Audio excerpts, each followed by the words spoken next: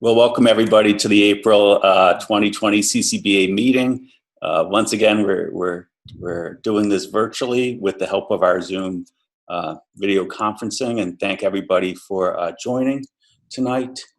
So we have connected. I like going in the past. That was my first computer, the Apple IIe in 1983. I was a sophomore, and the times were tough, but at least we have the technology nowadays to be able to do this. So hopefully everyone's technology is working on the other end.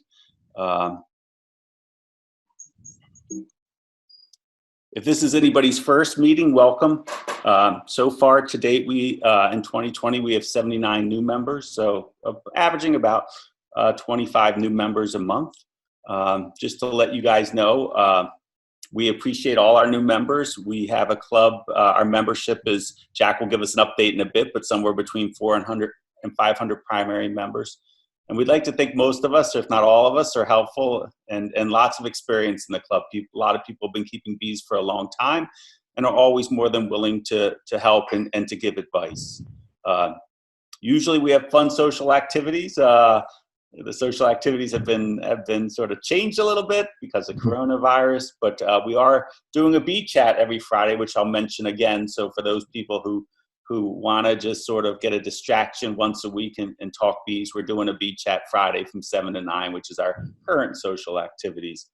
And as president, really my goal always is to have healthy bees and happy beekeepers. We really think that the more that our members are engaged, the more you participate in what we have going on, it's probably going to impact your bees, and that's a win for everybody at the end of the day.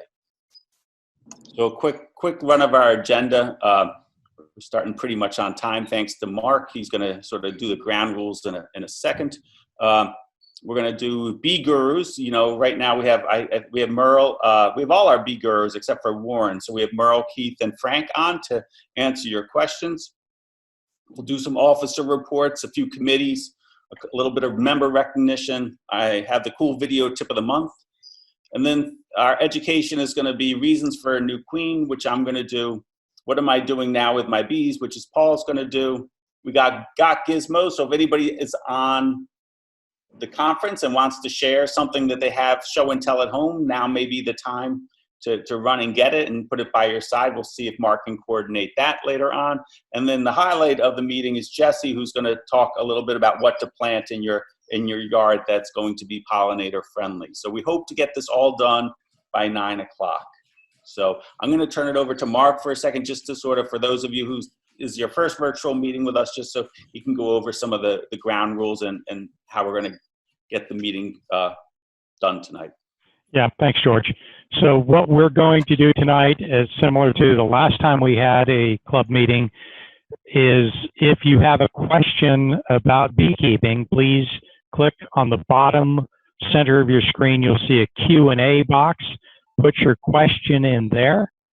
And if you have a technical issue, please put that in the chat box. So use the Q&A for beekeeping and the chat for technical. How do we want to run the bee gurus, Mark, with the questions and answers? Should people type the questions into Type the question into the Q&A. Right. Exactly right.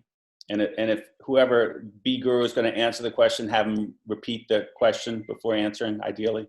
Ideally, although I would also, if you would, type the answer into the Q&A for the bee gurus, if you're able. If you're not, just tell me and we'll try to get somebody to type faster than I can.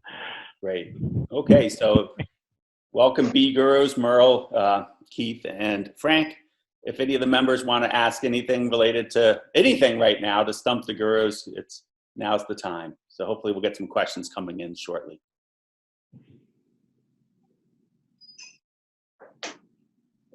So we do have one question, and it's from Frederick Cullis, who says he has a weak hive that may need a new queen. Best place to obtain, question mark? I'd prefer not to get a Georgian or Southern import.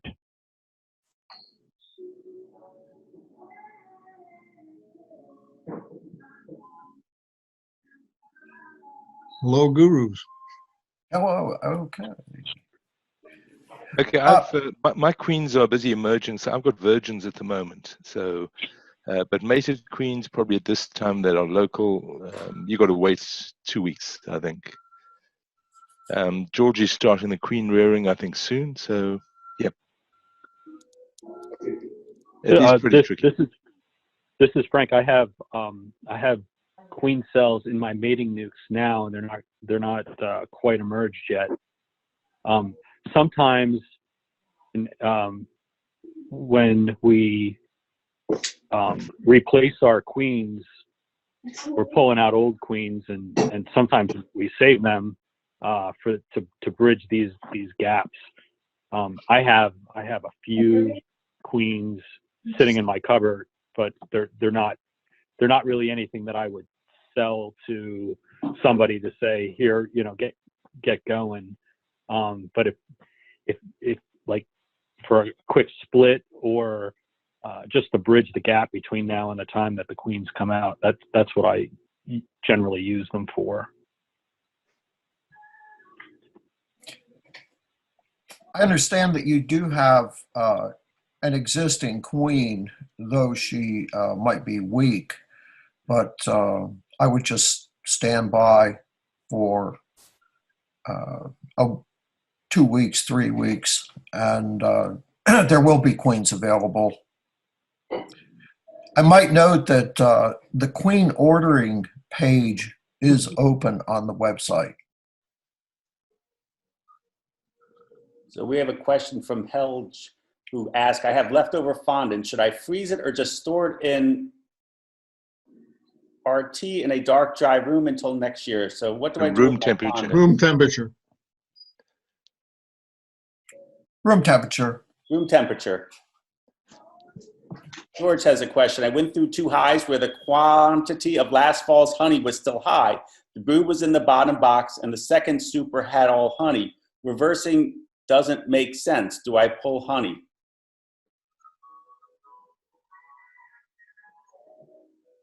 Yes. Yes. You need to give the queen room. So either if you have drawn frames, replace them with drawn frames, and if you don't, you gotta make room for the queen to be able to lay, or else they're just going to get honey bound. Okay, we have a question. I Go might ahead, add Merle. that. Oh, I'm sorry. Am I good to go? Yes. Okay. I might add I understand would be last year's honey, and I would suggest extracting it rather than letting it crystallize in the box. Great. We have a question from Kim. I'm about to do my first hive check with a new hive and bees. Do I treat with oxalic dribble or apivar? Someone already thinking about mite management. Okay, I would do a mite check. I don't do arbitrary treatments.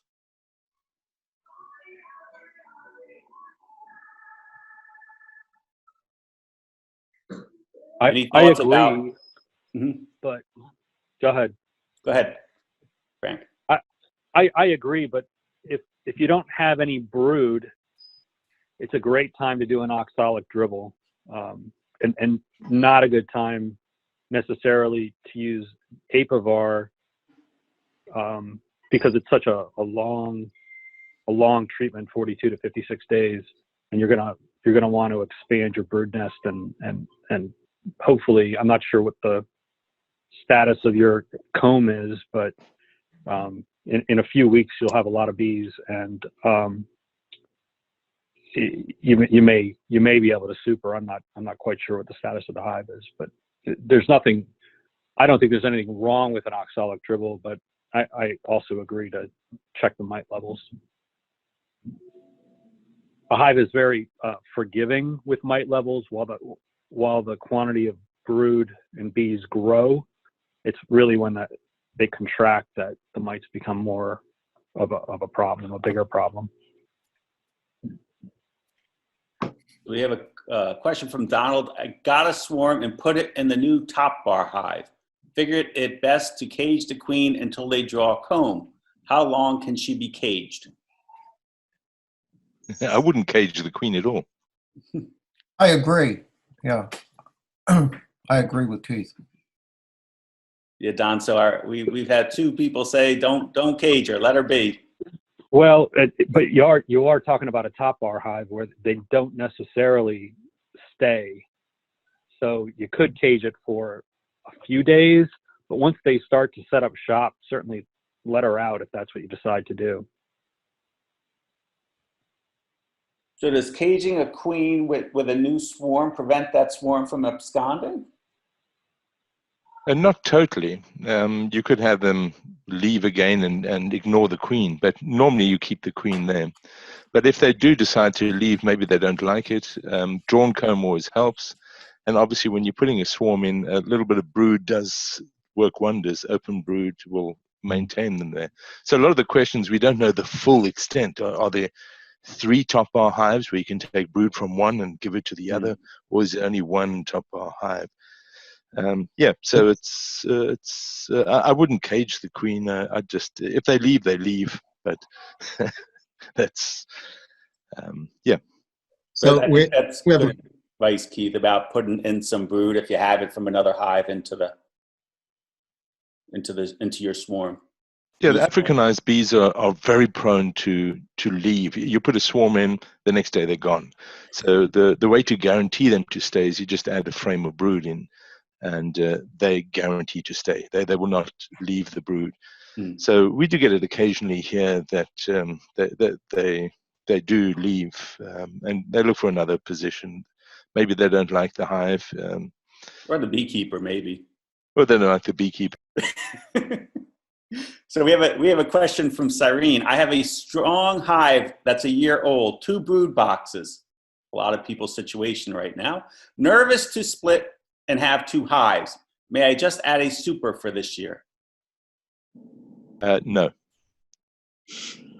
You want to expand, Keith? No. No. We have 3 no's, Cyrene. You're going to have to do swarm control. If you don't split them, they're going to split themselves. Now, I wouldn't be intimidated by the splitting, and we can find a member who might be able to help you, or even coach on a one-to-one with a phone call or something of that sort. It all depends whether you want to make honey with that hive, or whether you want to have 2 hives. If you're not prepared to handle and do swarm prevention, maybe best is do an easy split and then sell the bees, and keep your hive small. At this stage, the bees are expanding incredibly. So if you don't do anything, they will swarm. If you just put a super on top, it's not going to do much. It's they will swarm, or more than likely, especially if it's an older queen. I go in and do aggressive swarm prevention. So I've actually had the same queens that I have now. I'll have them at the end of the season, but it's a lot of work and it does get fairly complex. So splitting is good, but if you do split, your honey yield goes down substantially. One other thing you could do is go through your frames and see how many actual frames of brood you have. You might have 5 or 6 frames of brood, and you might have 18 frames of brood. My rule of thumb for this time of the year is 5 to 6 frames of brood in a hive with bees is more than enough, because the queen's going to keep laying, and if you allow that brood to hatch more than, this is my number, 5.5 or 6 frames of brood, you're likely going to have a swarm. If you control the amount of brood that you have in your hive now, then you'll get a lot of honey. And alternates for having too much brood, this is the big problem that you have, that everybody deals with when they finally get to overwinter hives, is what am I going to do with all this brood? If you have people that have started with packages or even nukes, they're dying for brood. If you have extra brood, they would love to have it, I'm sure. And otherwise, making a split and having you could take that split and not make it a whole nother hive, but make it 2 other nukes. and grow those and sell them or use them for a tool later. I mean, there's always a place for a nuke. So that's what I'm spending 90% of my time doing this time of the year, is managing overwintered brood. So it sounds like, Sabrina, they're encouraging you to split your hive and learn a new skill. You're probably not going to mess it up this time of the year much. Margaret asked a question. I did a walk-away split the other day, but the queen cells were not capped. Will the nurse bees finish the queen rearing, or should I expect them to make a new queen cell? Finish the cells. Yeah. Yes, They'll finish the queen cells, right? correct. Yeah. Michael They Langer may be asked, both. Michael, I'm sorry, I used your last name. Michael asked, thoughts on Chester's strategy to remove his queens, GP, I'm not sure what that stands for, queenless for a few weeks and then requeen to mitigate swarming.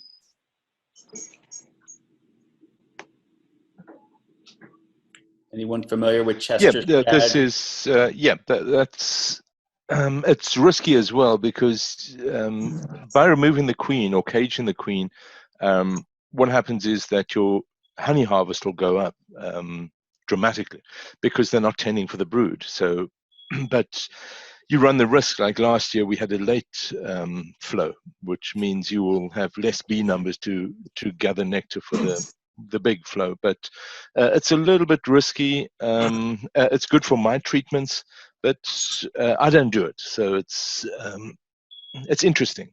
So yeah, and Okay. you've got to know your nectar and your nectar sources. Like our main nectar source will probably be about the 4th of May as a black locust flowers. That'll be presumably this year. There's a question about, I caught a swarm this week from Julie. When would be the earliest I could do a oxalic vapor or dribble? You can do it for diagnostic now if you want the oxalic acid vapor. Dribble mustn't be done multiple times. The vapor can be done multiple times. Normally, and this is exactly what Frank said, is normally we don't have much of a varroa impact now. It's normally, this is why we used to do the 15th of July. We start the treatments 15th of July. Montgomery County did some dribbles on packages coming in, and we always thought packages had fairly low numbers of varroa, but they proved the fact that there were the huge drops on some of the packages coming in.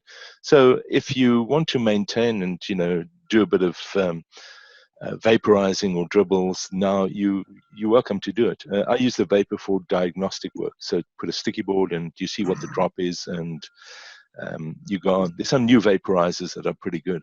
I think once you see that queen start to lay in that swarm, I don't think she's going to take off, and I think you're probably safe in that window before the brood is capped if you want to get your mite levels. Okay, I would repeat, I don't do arbitrary treatments. It's so quick. Just do an alcohol wash and see where you are. And with the treatments, I try to create as little as possible, only when necessary, and it will be necessary. But of the various treatments are different arrows in your quiver, and I hate to use arrows when it's not necessary.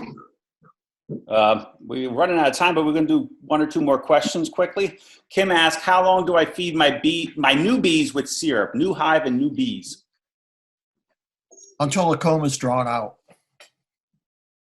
Or you can do a Tom. We've got Tom's technique where you don't stop feeding at all. You just feed ever. You just feed and feed. And you catch swarms, and that's a fun technique. Tom, I hope you're listening. Tom has become famous for large hives and lots of bees. Thomas asked, first year starting with 2 nukes. Good job, Tom. Is there a chance they will need to be split in the first season? Will I need to invest in more boxes? Is it a good idea to be ready or not worry about it the first year? You'll have to do swarm control. Yeah, this year around about middle of June, if you don't do things correctly, you could have a swarm mid-June. So if they do well, okay. So yeah, it depends how well they do, how fast they grow, but I would do swarm prevention, keep them big, and you don't have to split. I don't split my hives now. I want to reap the highest honey harvest I can. Great. Well, thanks, Beekeepers. I'm sorry we had to rush through that a little bit tonight, but in the interest of staying on time, we're going to move on. And again, thank you all, Merle, Keith, and Frank tonight for answering some questions. Hopefully, we can get back to these are again for new members, for any members in the club. These are definitely 3 people that are worth pestering at the meetings, because and Warren included. Because they've been collectively keeping bees a long time. So thanks, guys. I might add, George, Sure, Merle. let's remind that any of the remaining questions, don't forget the Friday evening bee chat. Right. I mentioned that before you came on, Merle. So at the end of the presentation, I'm going to have the Zoom meeting and the password for the Friday bee chat. Just to go informal and ask whatever questions or talk about bees on Friday. Yeah, I was simply pointing out that the chat included a Q&A. Yeah, excellent. And if you have more questions, I guess you can type them in, and maybe the bee girls will answer them as we go through the meeting, because they're all panelists, so they will be able to see the questions if you want to continue to send them. And if you want to personalize it with Merle, Keith, or Frank, that would be okay too. Okay, I can't type. Merle can't type, so we're going to mute you, Merle. I used to type, but I can't now. Okay, let's move on here to officer reports. Tina, are you on tonight? Yes, I'm here. Anything you want to say from secretary or member relations? Oh, everything's been very peaceful and good. I think we have, it's been good. A lot of reports of swarms, people looking for help with swarms, but otherwise quiet. Excellent. Thank you, Tina. Jack, update on treasurer stuff. Yes. So as of today, we have 419 primary associates, plus another 126 associate members, primary members rather, and 126 associate members for a total of 545. We also have 4 members pending, which means these are people who went onto the website and joined the club, but they've not yet made a payment to pay their dues. So we certainly expect that to happen. So that'll bring us to 549 members. Financial wise, right now we have $27,883 in our general operating fund, $10,000 in our reserve fund, and our Save the Bee fund has $8,332. Thank you, Jack. Yep. And for all the hard work behind the scenes and getting people their refunds for the conference. Thank you too for that work.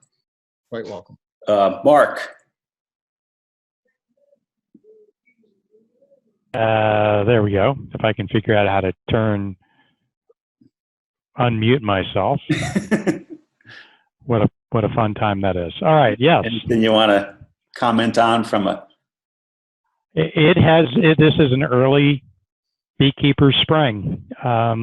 Things that we were expecting to happen in a couple of weeks have already happened, and things that we didn't expect 2 weeks ago, likewise.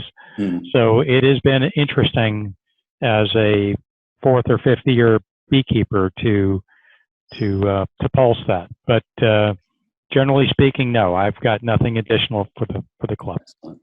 And we're going to hear from Paul in a bit on what should we do with our bees now. Anything else to add, Paul, at this moment? No, but taking on what Mark just said about an early spring, I reversed my hives on March 9th, and I'm not sorry I did it. Yeah, they definitely decided to start early this year. Thanks, Paul. Few things that I want to just recognize a few people in the last month that have put in a considerable amount of work into the club.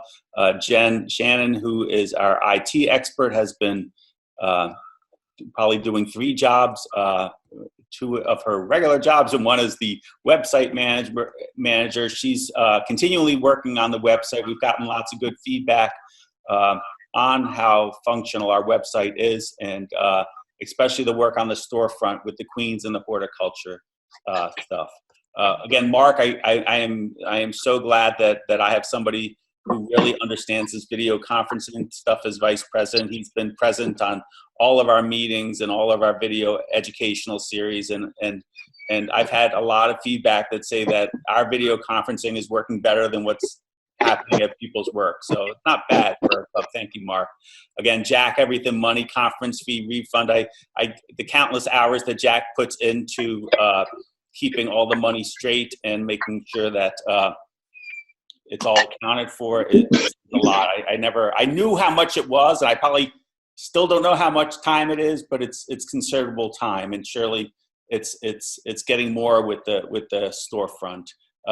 Keith, thanks for the video learning demory. That was really well attended. I asked Keith to do that on short notice, and once again, it learned a lot on the Keith way of demory.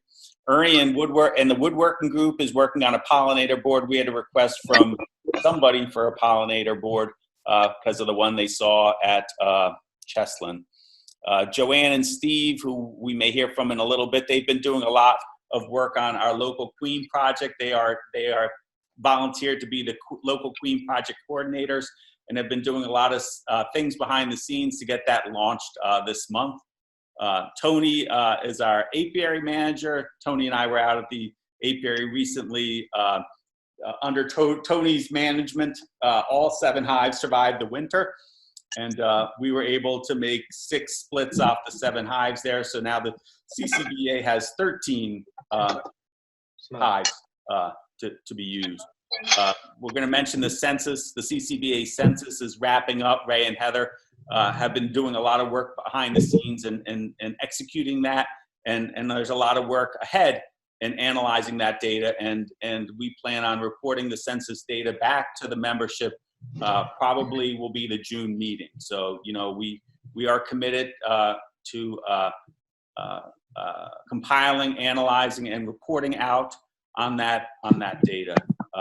And Jessie has taken up the horticulture with much enthusiasm, and she's going to speak a little bit later tonight on the plan. So again, I'm probably leaving a few people out. I apologize because I'm sure there's more people than this who've done a lot of work in the last month for the club. George, yes. On that note, Janie. Yes. Prepping the conference. Absolutely, Janie, and the conference work and everybody connected to the conference and then undoing the conference, yes. And Any Lauren officers for have anybody education. else that I've left out? I'm sorry, Mark. Lauren for education. Lauren for education too.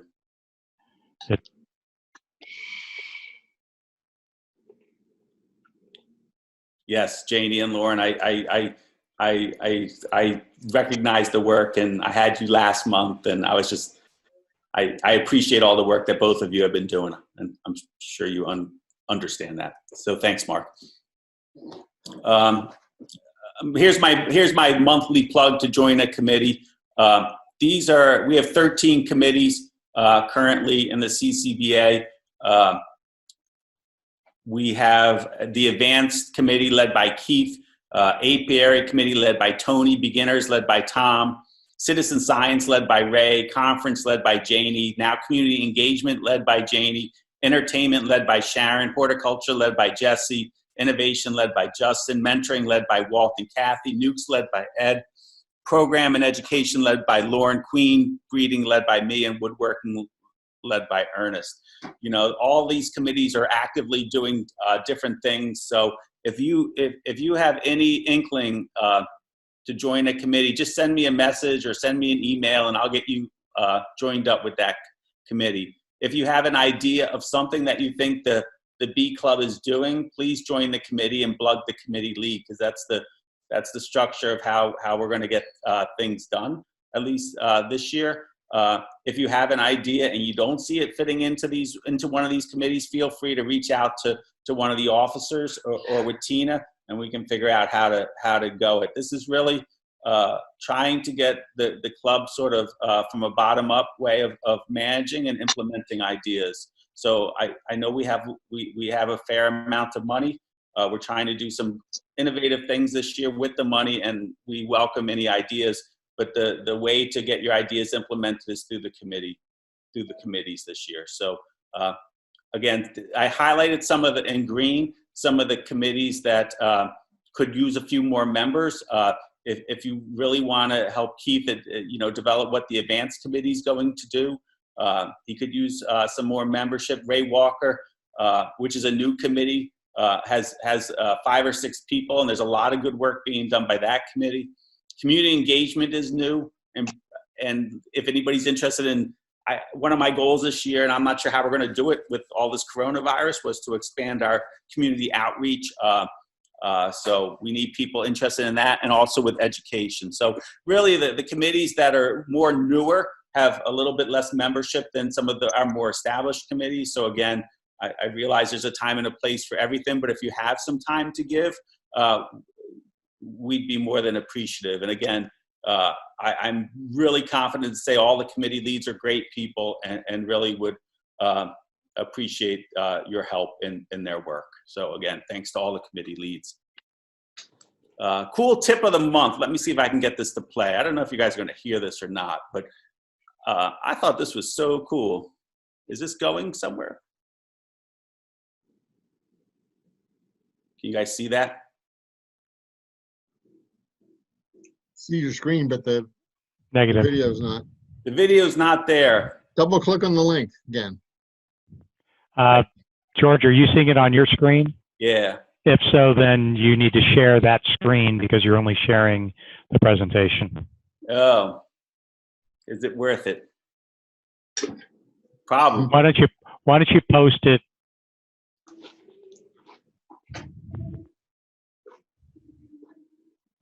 If you can show it, great. If not, then post it up on the website. Give me a second. Now? That's good. We got it. Awesome. Can't hear it, Can't hear it. but we can see it. Tried it with a little propane torch, didn't work so well. Yeah, this is Michael Langers. This is so cool. You know, I'm obsessed by fire and big flames, with lighting the smoker. So this is a common problem, right? Got propolis and wax on your queen excluder, and trying to use the propane torch to take it off, the little propane torch. And then he pulls out, what is this, Mark? It's the weed torch or the flamethrower. Flamethrower. Watch this. And it does just that. Yeah. As a word of warning, for those of you that have plastic queen excluders, do not try this with a plastic queen excluder. Or wood or vinyl siding. Yeah, don't lean it against. I think we've all been there when we tried to scrape off propolis off our queen excluder. So again, thank you, Michael, for coming up with a cool video tip of the month. I could tell a side story, but I'll keep going because where do I get my bees? I get questions about this all the time. The best place to get your bees is probably going to the CCBA website and looking in the want to sell forum. And many members have posted their local bees for sale. They're either overwintered nukes. I'm sure we'll start to see some spring splits on this list shortly. I hope from people who are splitting their hives and putting local queens in there. So again, that's the best place to get your bees. And again, this on the forum site, which anybody can post on there. So this is free. Any CCBA member can post on this site. Now, the forums are only able to be seen by members. So again, it limits your audience a little bit, but we really encourage people to check here for their bee needs. If you have something that you want to buy, if you're looking for wax, if you're looking for queens, if you're looking for used equipment, you could post on the want to buy section too, and see if anybody has stuff for you there. So again, it's been a little slow to uptake a little bit, but we're pressing forward with this. So that's the best place to get your bees. I've caught a swarm already. I'm sure many members have caught swarms. It has definitely been swarming week out there. So either you're catching your own swarms or you're catching your neighbor's swarms. And that's pretty free. Again, we try to promote local and support of our members whenever possible. So, I know we have some members who are also selling bees, small members and people that do this commercially. So please, again, try to support your CCBA members whenever possible in your bee needs. A really quick word about the beginner options, which Walt and Kathy, the beginner's course meets the second Tuesday of the month, which is next Tuesday.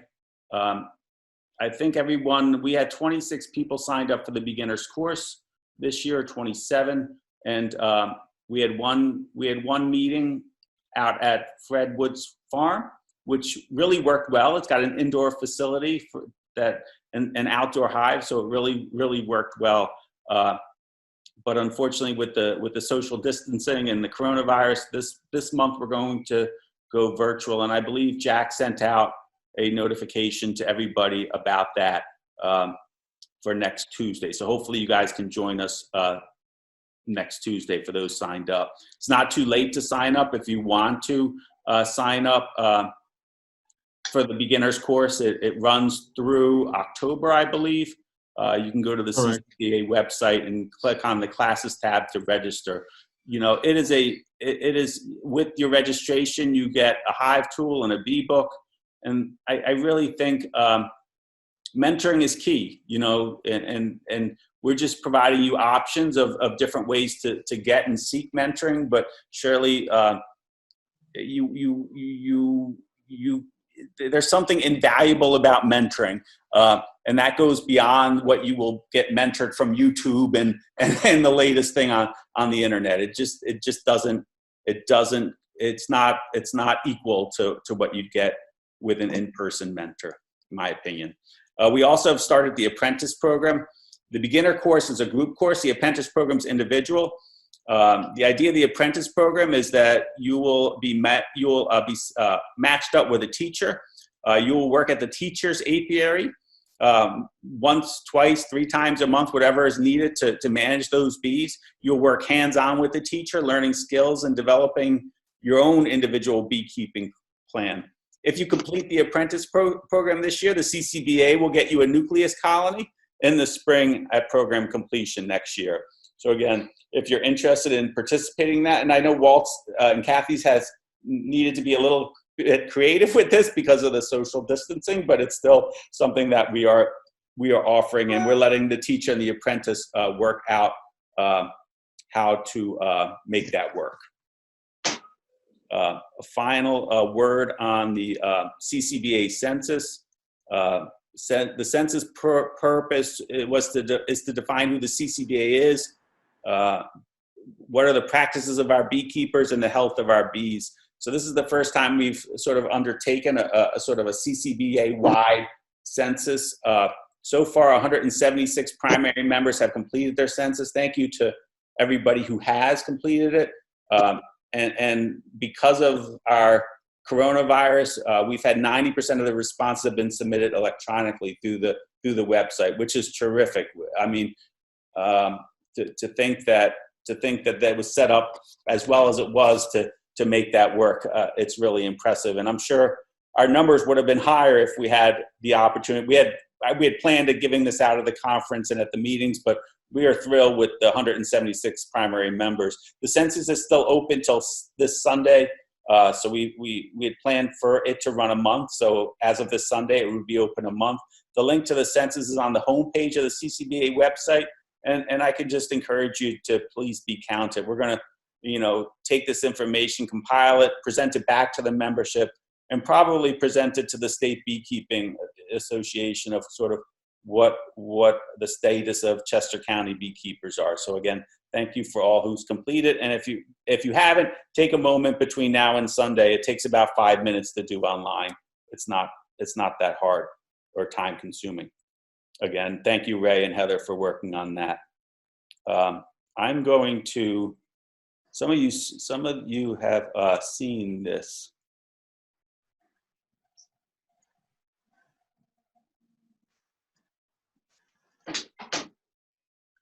You guys see 2 bee pictures here?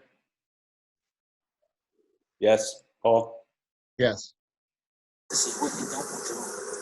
Hold on, let me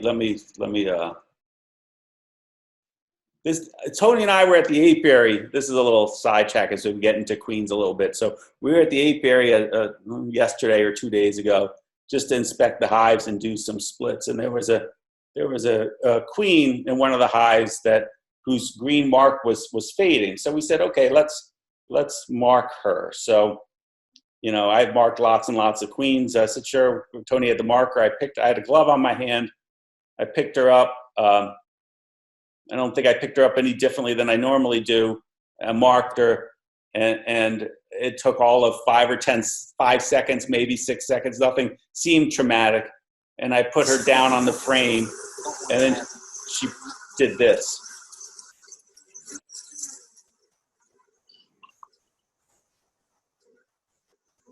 Did I snap her neck? I mean, I think so. They are not happy with me. They're trying to revive her.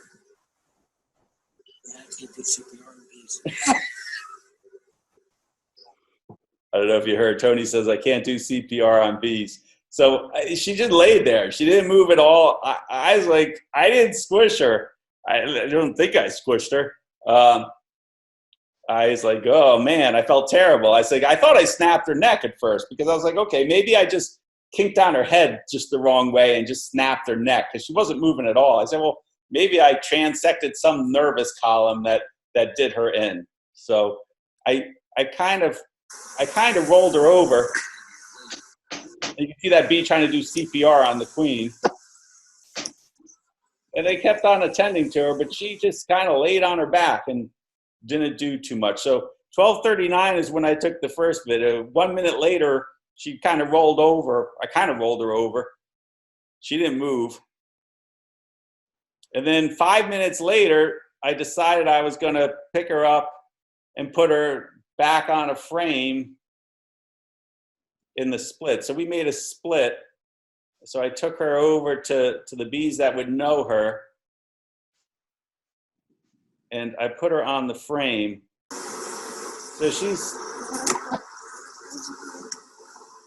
So what I noticed there, you can see their green mark, and it's not an excessive green mark, and they're still trying to mess with her. But I did notice her quivering a little bit. I was like, oh man, like, is that what happens like when you cut the chicken's head off and they quiver? I really thought like maybe I did something to her spinal cord, or not spinal cord, bees don't have spinal cords, but something to her nervous system. But it was 5 minutes like that, and I was like, okay, I mean, if I stand here and obsess about this any longer, I'm going to go crazy. Because I was like, Tony, I feel so bad, man. Don't tell Keith I killed the queen. I'll never live it down, you know? So what we did, I just left her on the top of that frame, and I just put a cover on that hive. And I said, okay, let it be. We have more work to do. And then 30 minutes later, I come back to the hive. She looks like she got a pissed off look at you. And there she goes, moving around. I said, that's the weirdest thing I've ever seen.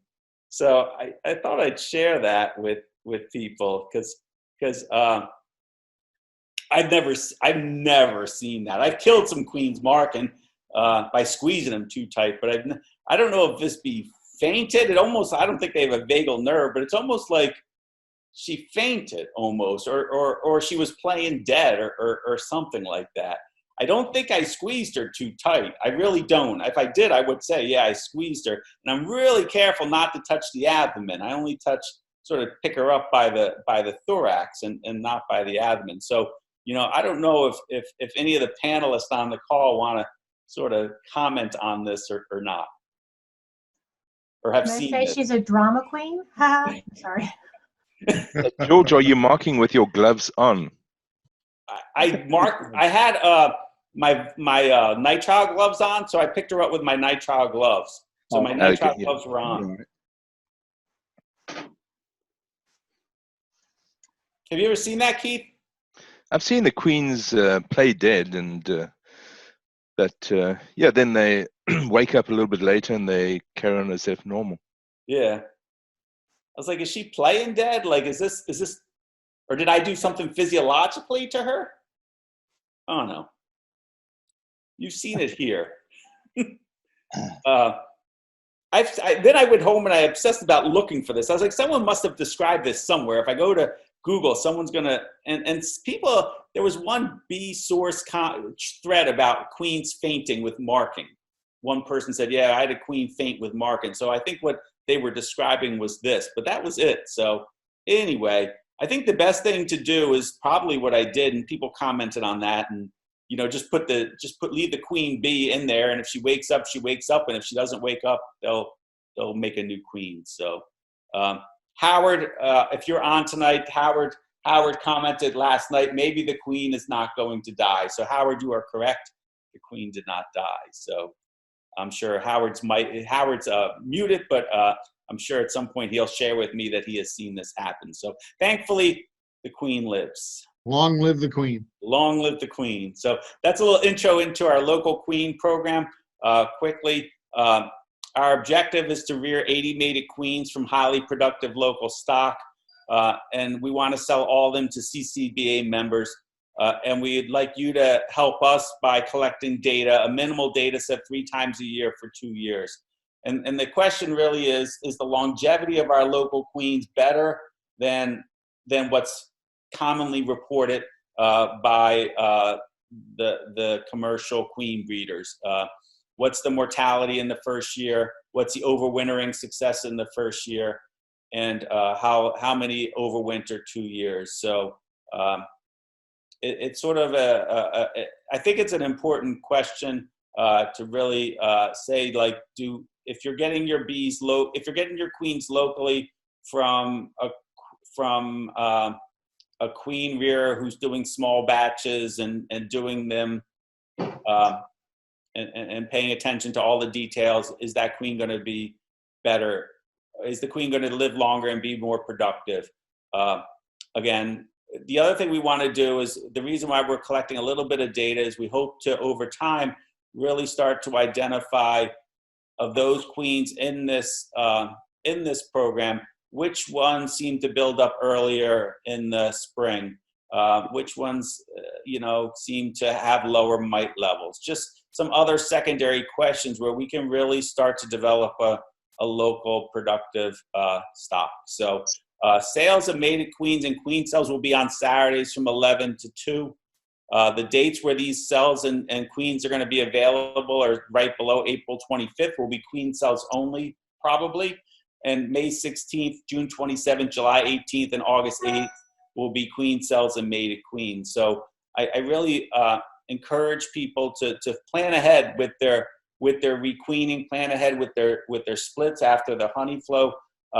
Again, these are the dates, assuming that there's a lot of pressure on Michael and myself to graft effectively and for the whole system to play out right. I mean, one thing with queen rearing, if you're obsessive compulsive, queen rearing is for you, because it's about following a calendar and doing things on certain days, and you can't miss a day. You can't, well, I skip steps, as you're well known, but I'm not skipping any steps this year, Keith, I promise you. So if you're OCD and you're into beekeeping, join the queen team, because we need you. And again, you can purchase now. So the reason to purchase now is, 1, so this program is successful. 2, say if on June 27th or May 16th, all the queens are sold that day, and I know that a month in advance, we potentially can make more queen cells and throw more queen cells into mating boxes and produce more. So if the demand is there and we know enough in advance, we can adapt our program to make more queens. If we're going to be, and again, your participation is key to the long-term success of generating a local survivor queen line. And I know our members are going to come through. You guys came through on the census and filling out the census. None of us can believe 176 people went online and filled out the census. Thank you. And it'll be great when we sell 80 mated queens this year from the local queen program.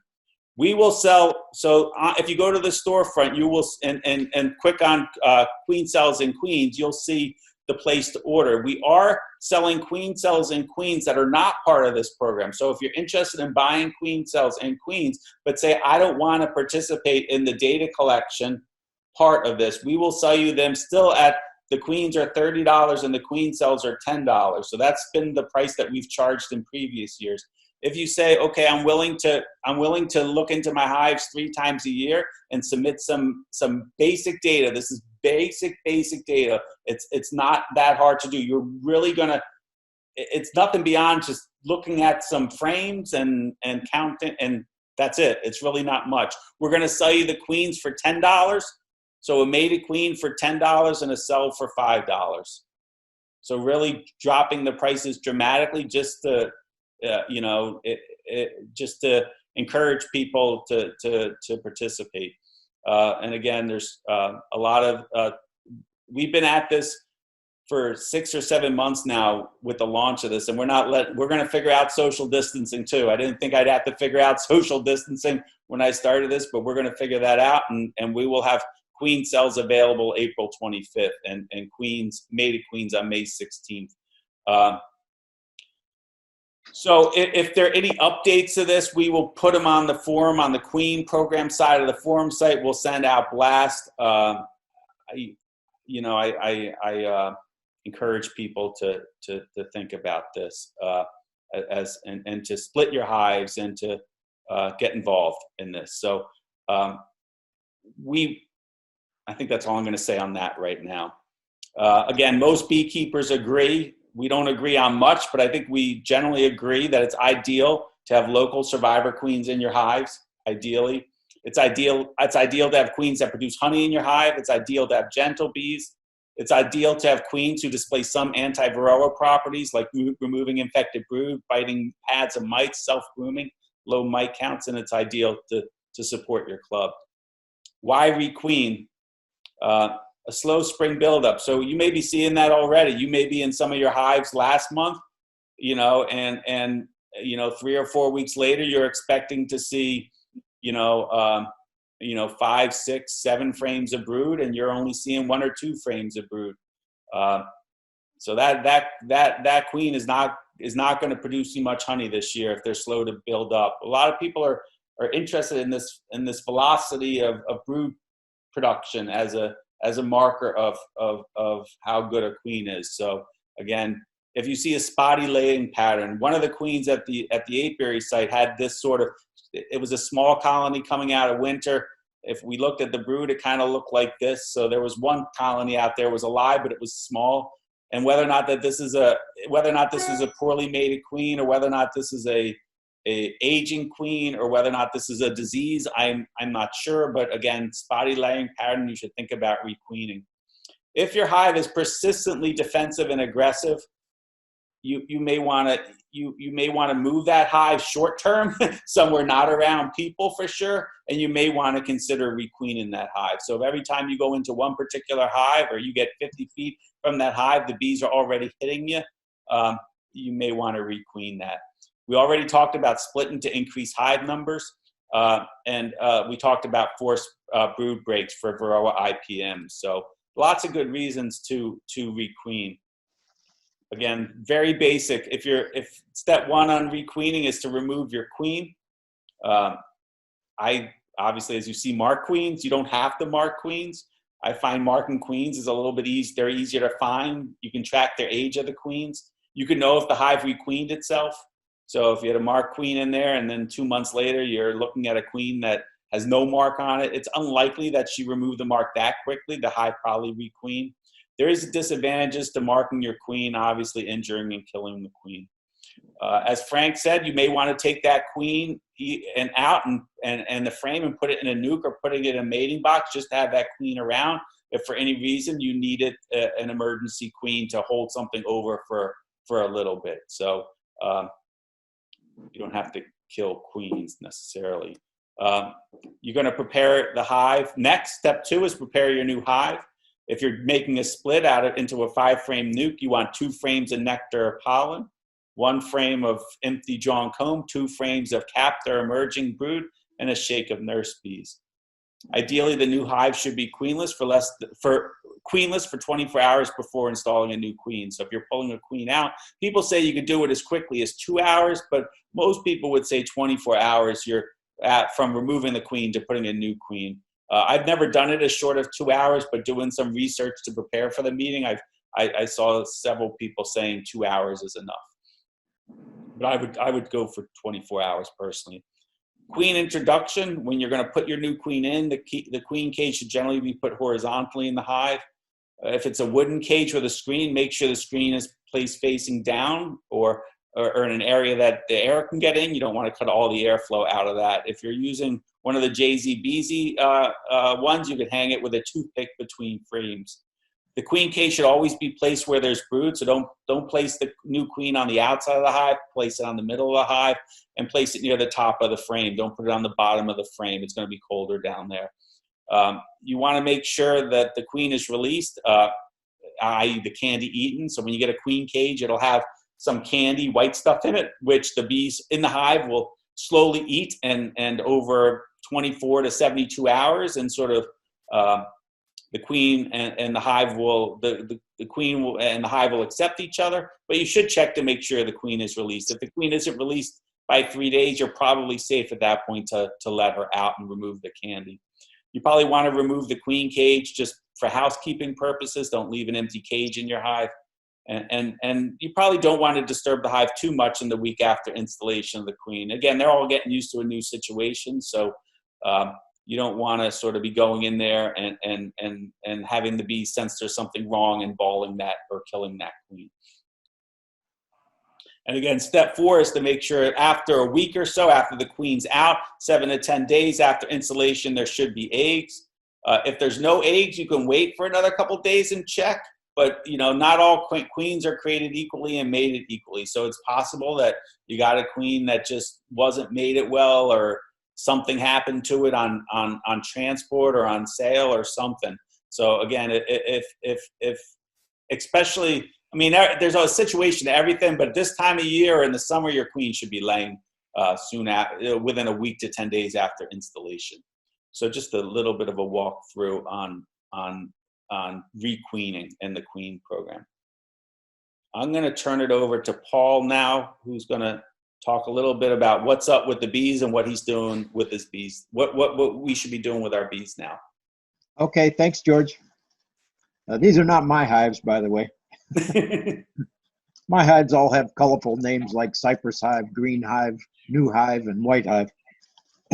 But this month, I'll plan to manage the spring buildup by equalizing the numbers of bees per colony and paying attention to swarm season by doing the demery procedure. I hope everybody watched Keith's demery procedure online at the last video conference. That was very instructive to me, and I'll mention that later on. I'd like to thank Frank for emphasizing equalization both last month and this month. Equalization is just moving your brood around so that all the bees have an equal population. And this will help to prevent swarming in your donor hive, because say you have one hive that is absolutely crammed full of bees. If you don't remove some of those bees, if you don't do a split, if you don't do a demery, they're going to take off. They're going to swarm. So a nice thing to do with that extra sealed brood that you have is to distribute it amongst your other hives that are a little bit slower. And the idea is to bring everybody along on the same level. And this will help manage swarm control, and you may not have to do a demery. But I did both the other day. So on my most populous cypress hive, I've been filching brood out of that hive all spring. I used it to beef up 2 nucleus hives that I had. So I took 2 solid frames of brood, gave each one to the nuke, just to give it extra bees to keep things warm and keep things moving, bringing in pollen and nectar, more workers. And I also gave a frame of open brood to a recently departed queenless hive. I had one hive that made it into March, but about mid-March, she decided to leave or die. It was a red queen, 2 years old. So I gave it a frame of from the cypress hive. I gave that hive a frame that had open brood, and they made a queen cell out of it. And now I have a virgin queen in there bouncing around, and she hasn't mated yet, but I expect her to do so in the next week or so, and I'll be looking for eggs. So I also pay attention to the demery procedure. So on April 1st, I went into my big cypress hive, and it was a pretty cool day, but a little bit of wind. So I had watched Keith's video and decided that I would provide extra deeps on the ground, on top of the outer cover and on top of another stray board that I had. And as I removed the frames of bees from the cypress hive, I partitioned them into sealed brood, which I would put in the very top box, and a frame of open brood that I would put in the bottom box with the queen. So I ended up pulling 10 frames of brood out of that hive. 6 were sealed brood, and I distributed those 6 to my 3 other hives, two sealed brood frames each. I put 2 frames of open brood down into the bottom box with the queen, and then distributed some honey and bee bread into that bottom box. So the bottom box ended up with the queen, 2 frames of open brood, and the rest was honey and just scattered honey and scattered pollen, bee bread. I put the queen excluder over that, and then I decided to put a deep on. So the deep, I have usually used a shallow super, but this time I put a deep on because that's what Keith did. And I used and the advantage of this is you have the same size frame, and that paid off a week later. So I put in some open frames, some that needed some repair, some that had honey, some that had bee bread, and some that just were drawn foundation. And then on top of that, I put my remaining box with sealed brood and some open brood and some honey. And I just rearranged the 2 boxes into a formation that would give the queen room to lay in the bottom. And yet I still ended up with just 2 boxes. So in the past, what I had done was and Megan Milbraith talked about that on her video conference, where she called it it was the perfectly fine technique, where you put the queen in the bottom and you give her 2 frames of sealed brood and then 8 open frames with nothing in them, just drawn foundation. The problem with that, as I see it, is I always ended up with extra boxes. So I would move my entire hive up above that over a spacer. So theoretically, you could have 4 deeps and then you put supers on top of that. That's way too high. So I liked Keith's method. I ended up with my original 2 boxes and deep empty frames in between. And then I can put supers on top of that. So I accomplished moving the sealed brood to the other hives to equalize it. And I moved open brood upstairs into the top box, and in a week when I went back in there, which was just yesterday, the queen in the brood box had another 3 frames of brood, sealed brood. So I took those 3 frames, moved them up to the top box. I took 3 frames that had honey or nectar and bee bread out of the top box, put it into the middle box, and took 3 empty frames out of the middle box and put that down into the brood box to give the queen more spaces to lay. And that's the beauty of using 3 deeps. They all have the same size frame. And that was handy to me. So I'm glad that I watched Keith's video, and I'm glad that I used a spacer that was a deep this year. So I'll continue to monitor that hive weekly. They don't have any honey to move around right now. The honey season, though, will be upon us early May. So you have to be ready. If you have not if you have not reversed your hives yet, you should move the top box to the bottom and the bottom up to the top and put a honey super on top in anticipation of the honey flow. And just keep an eye on the bees, and that's what I'll plan to do with the cypress hive, and keep monitoring it. And if they make queen cells in the upper box, I can take that frame out with a couple other frames and make a nuke out of it. So I don't usually do splits, but I do make nukes. And you might want to think about making a nuke. It's pretty easy, and the bees will already have selected the larva that they think is the best. So as opposed to queen rearing, where you graft the larva, and it's up to the beekeeper to choose the queen that you ultimately get. If you leave it up to the bees, maybe they'll pick a superior queen for you. So with extra queen cells, you can always make nukes. And that's what I'll plan to do towards the end of April if I need to. Any other questions? So if anyone has questions, whether or not it be on the queen program or what they should be doing with their bees, if you guys can type them in now. Our next section is we're going to take a brief 5-minute drink break and bathroom break now.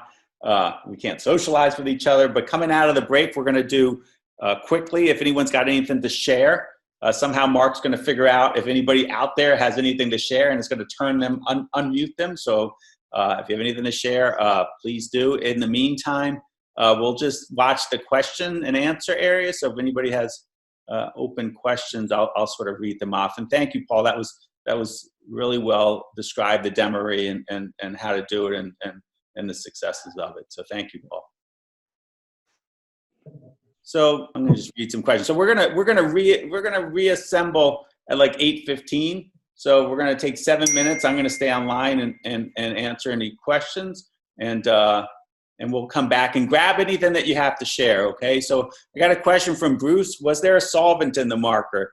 Honestly, Tony just handed me a marker and said, use this to mark the queen. And I have no idea what kind of marker I used to mark the queen. So that may have been a factor in what happened to the queen. Along the same lines, Deborah said, the same thing happened with a queen I marked. My wife thought I killed it, but it revived minutes later.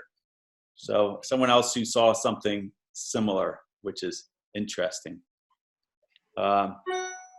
Someone asked if we have any anticipated future expenses.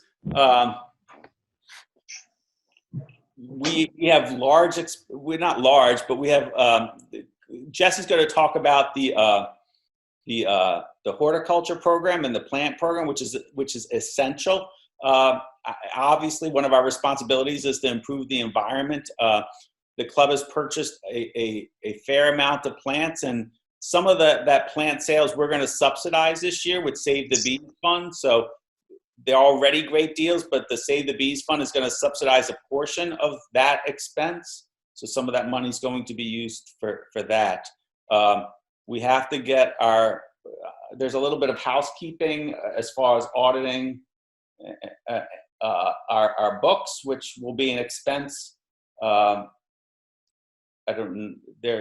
As far as major expenses, honestly, I should have a better answer for you, David, but I'm just trying to honestly get through week by week right now and just trying to keep the program and the education moving. But we do realize that we are very fortunate to have a fair amount of money and finances. So if you have if anybody again has particular ideas on what the club should be doing, please put that up through committee.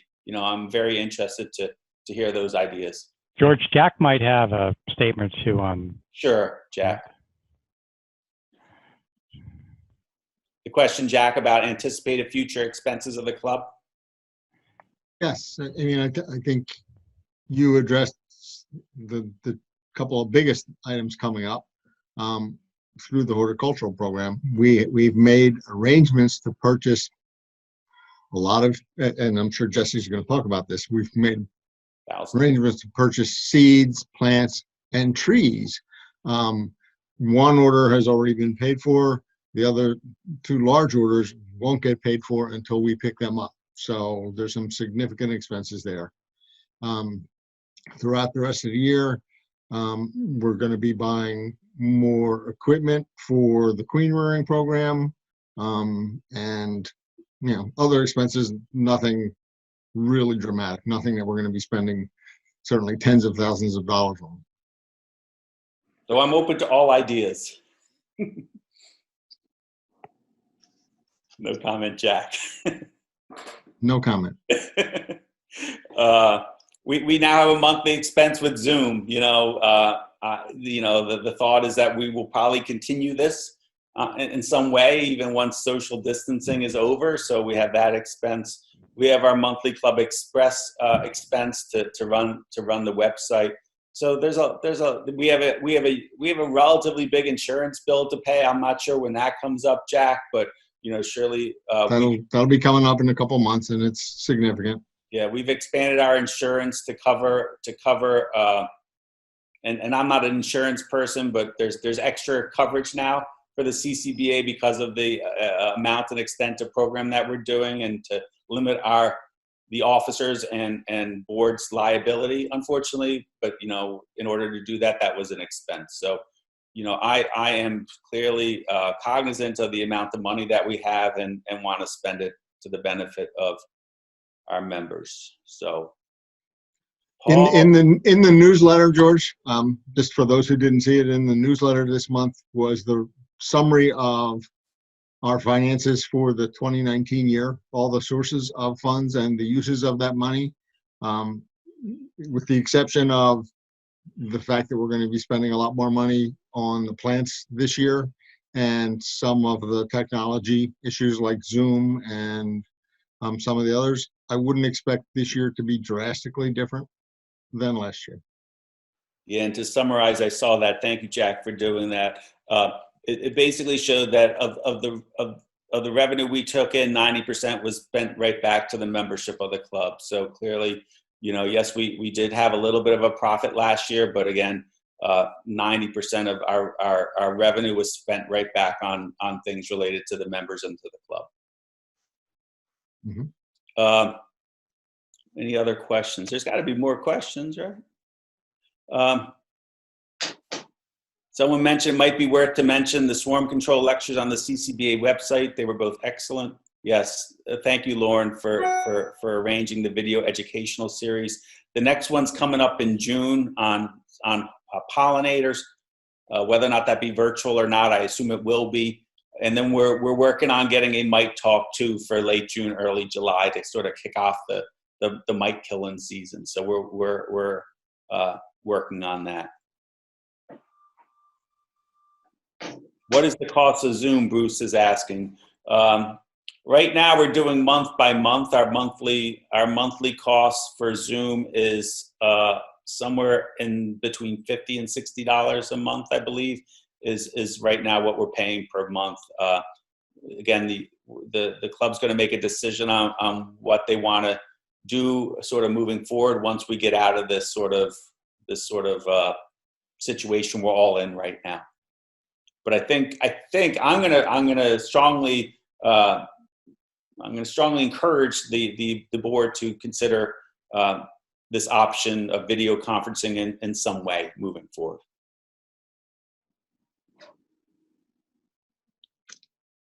Okay, it's 8:15. Again, if you have If you have any questions, please feel free to keep typing them in. They're most appreciated. Mark, I'm gonna turn it over to you because I don't know how to do this. So now we're gonna do 10 minutes of Got Gizmos. So if anybody has anything to share, let Mark know, and we'll sort of unmute you and hopefully see you too. Okay, so our first Got Gizmos is from Jack.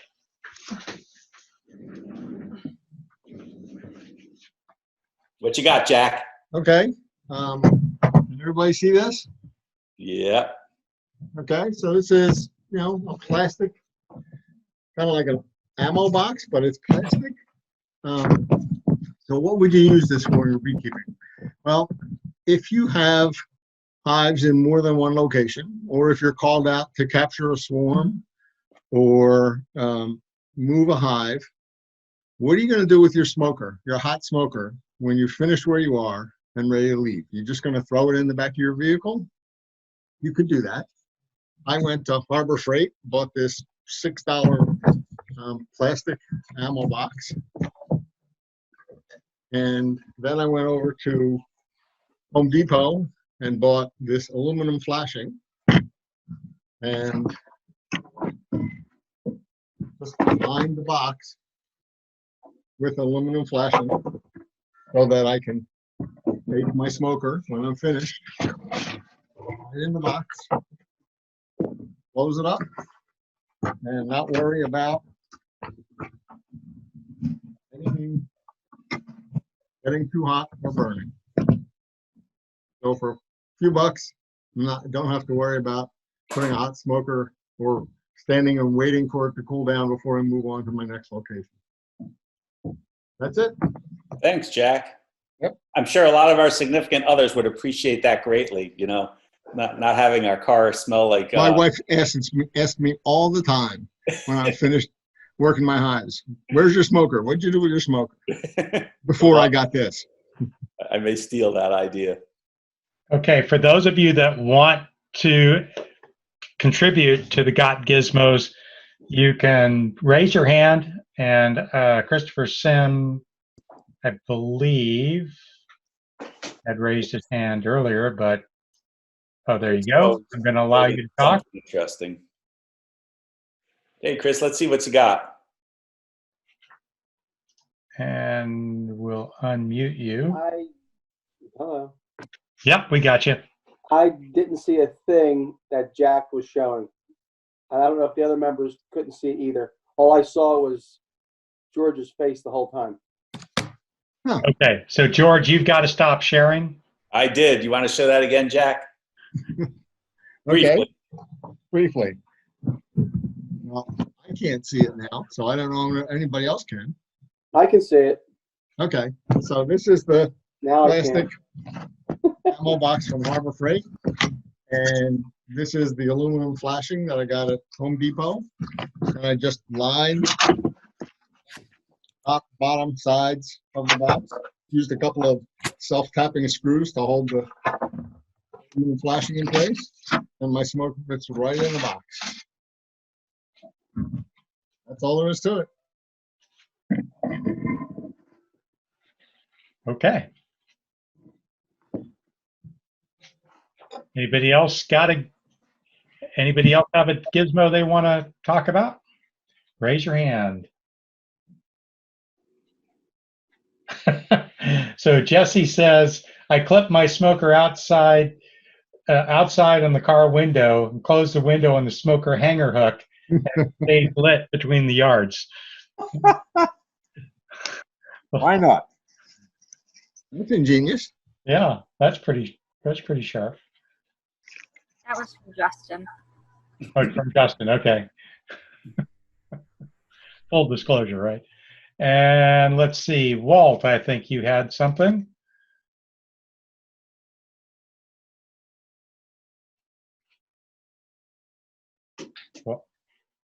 Walt, you should be unmuted. Can you hear me now? Yeah, we can hear you now. Can you see me too? We can't see you, but we can hear you. Okay, well, my gizmo is an LED flashlight. Get it for $2 or $3. it makes the eggs fluoresce in the cells, so it makes them easier to see. Oh, sweet. The trick is it has to be an LED flashlight, not a regular incandescent. Ah, It actually fluoresce, Walt? Yeah, they kind of glow, so Wow. it makes them. It's not like it's, oh my god, you can see it immediately, but it makes it somewhat easier to see. That sounds like an Amazon buy tonight. that sounds like a pretty Or- cool.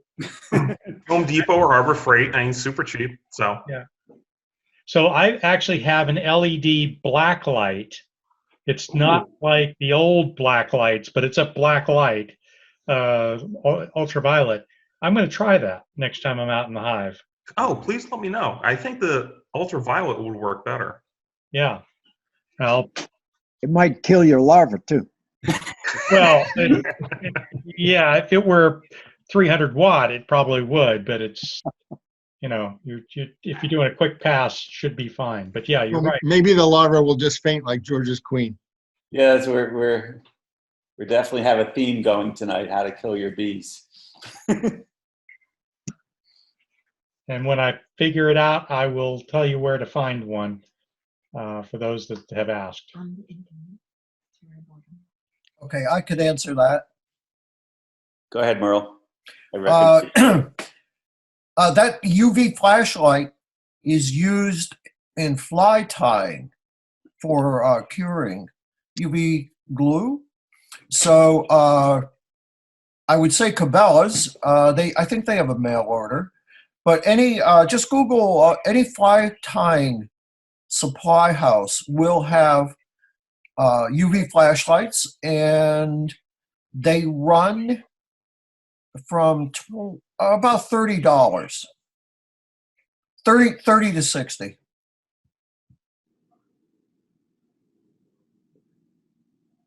Great. Anybody else? Or we're gonna give Jesse some extra time tonight, I think. I told you 8:30, Jesse, but we're running a little early. Are you okay to start with the plants talks now? Sure. You have something you want to share, screen-wise? Justin is trying to grab it. It's actually a pet urine detection flashlight. I don't know if he's finding it, but it's like a UV light also, and it was a couple bucks at Ollie's one time. Yeah, so they get these little lights you can get at stores, and it has LED array for like crime scene detection. It's sold with the pet items for finding their pet stains on the carpet.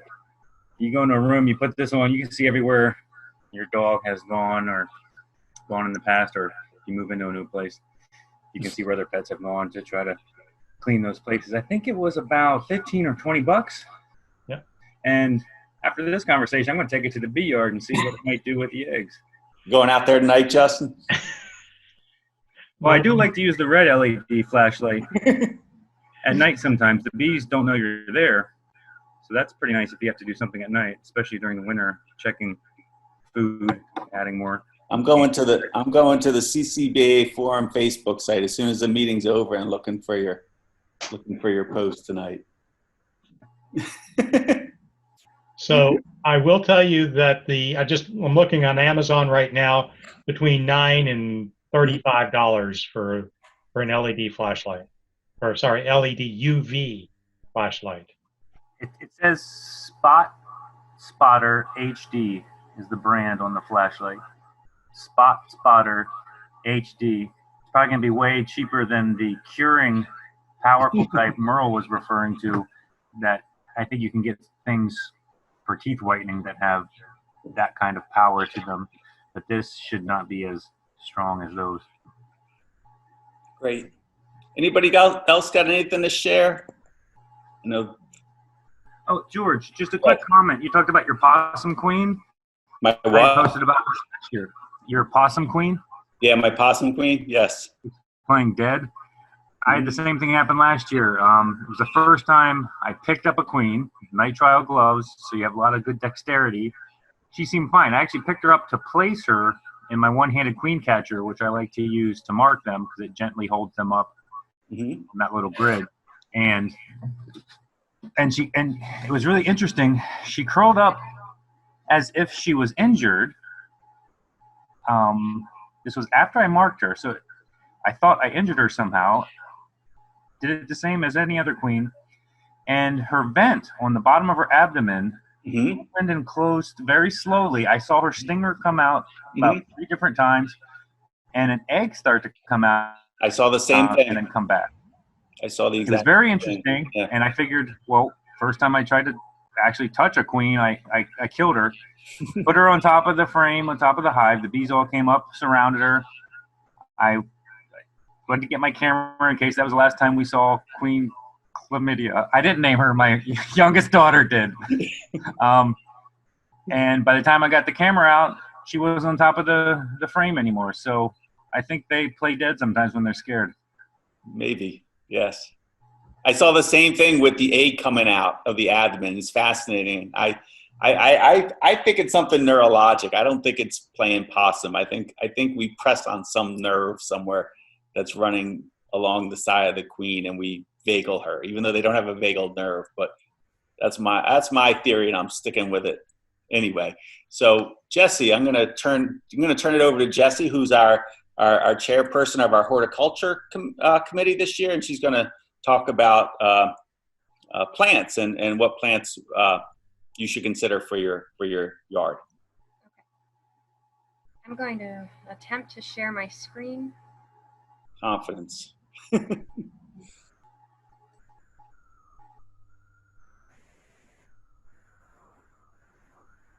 Beautiful.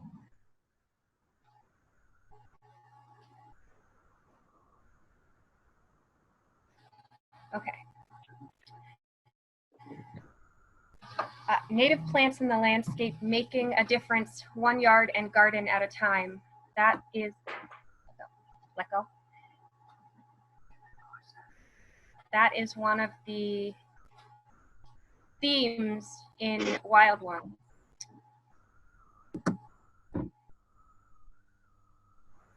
Plants are my passion, but they're not my profession. So everything that I'm presenting today, I've learned from reading books, obsessively researching native plants, and studying plant lists from nurseries for fun. I find that fun.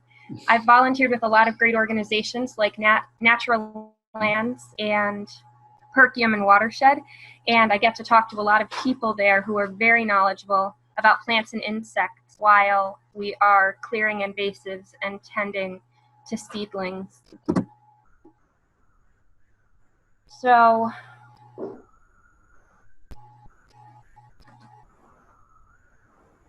we can't solve problems by using the same kind of thinking we used when we created them. We're losing birds and insects and other native animals at an alarming rate. Our highly industrialized agricultural system and its reliance on an overuse of chemicals, human overpopulation, and subsequent deforestation for housing needs and ever-diminishing open spaces are all contributing factors. We as homeowners and as beekeepers have a responsibility to be stewards of the earth, improving our biodiversity by planting native plants. We want our non-native honeybees to thrive in our environment, and this will only happen if we flourish and improve our environment with native plants.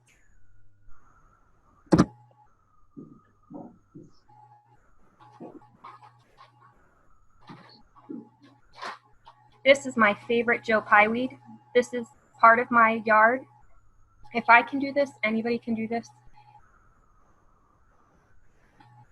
It doesn't take a lot.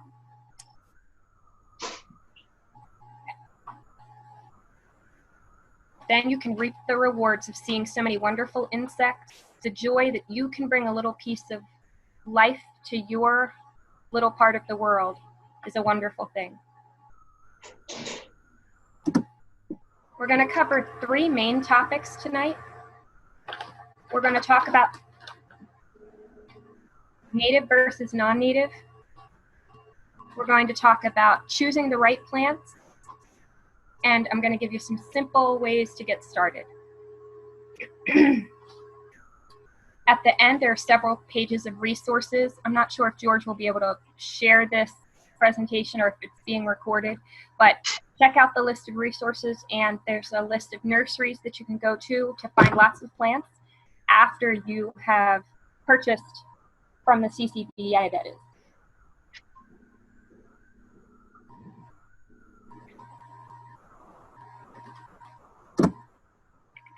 Native versus non-native. A native plant or animal is one that has evolved in a given place over a period of time sufficient to develop complex and essential relationships with the physical environment and other organisms in a given ecological community. That's from Doug Tallamy, and I highly recommend that you read his Bringing Nature Home, or he just came out with a new book, Nature's Best Hope. They are in the resource page also. Why choose natives? Besides adding biodiversity to our communities, they're also easy. They want to be here. They don't need fertilizer, pesticides. You don't have to poison the earth to have these plants grow. They provide food and habitat for wildlife. They bring us closer to nature. They're beautiful, and native plants are the functioning base of a healthy ecosystem.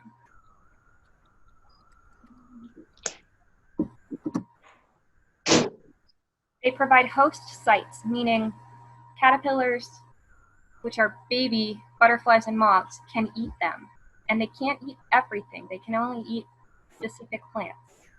They're nectar and pollen sources for thousands of insects. They provide berries for birds, nesting materials for birds, and shelter for small creatures.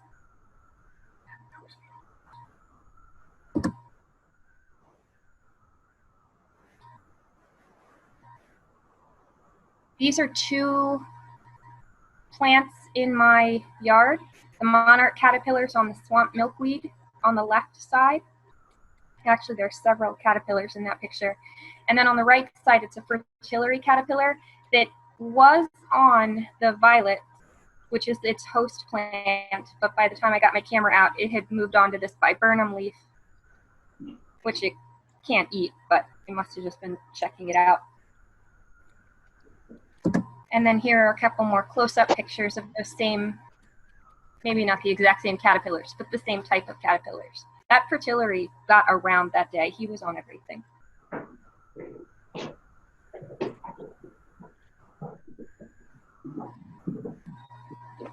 This one is the cutest caterpillar you will ever see, and if you put in some spice bushes, you will get to see this caterpillar.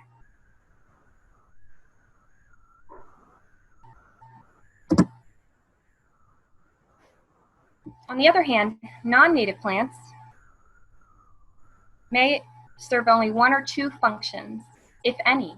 They may provide a temporary food source, such as nectar or pollen, for insects, and they may provide berries for birds, but it doesn't mean they have the same nutritious function that a native plant bearing berries would have. And they may provide shelter. You'll see birds' nests in a lot of non-native plants, but at a cost, because these non-native plants displace native plants, meaning they grow and outcompete the native species. And they don't provide host resources. Not all plants are created equal, and the caterpillars cannot eat those non-native plants. There's one example that people like to point out when they want to argue against choosing native plants. They want to say that all plants are created equal, just put in some non-natives, it's no big deal. The non-native kudzu will host a native butterfly by the name of the silver-spotted skipper. However, kudzu becomes a monocrop and it outcompetes all other native plants. So when it outcompetes the native oak that would have grown there, that oak would have hosted 454 species of caterpillar had it not been displaced by the kudzu. At the same time, the kudzu also displaces the black cherry, which hosts 324 different caterpillar species.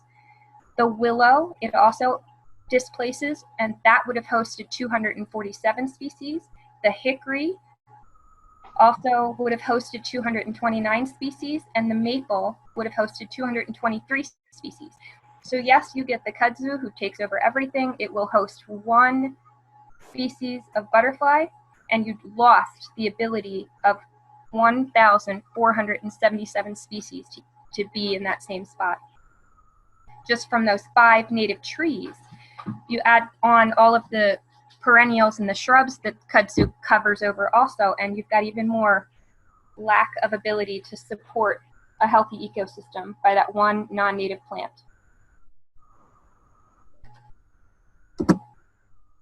Choosing the right plants. Value the life in your land. Value the land for the life it harbors. Sarah Steen said that, and I think that's a great thing to think about when you're choosing which plants. Don't go just because it's pretty, or even necessarily because it gets you a good honey crop. Think about all of the ecological implications of the plants you pick. Like if you want to see this amazing native bee, one of the biggest leafcutter bees there are, look for some Culver's root. I got mine 2 years ago from the CCBA plant sale, and it is a magnet for bumblebees and these leafcutter bees, and in the background there's some other little bug. It's amazing.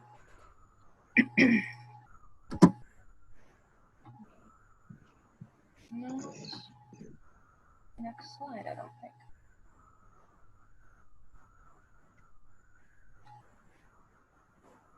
There we go. Decisions. When you're talking about where you want to grow, there are lots of things to consider. The growing conditions, there are lots of options. How are you going to prepare your site? And you need to come up with a plan for your seasons of bloom.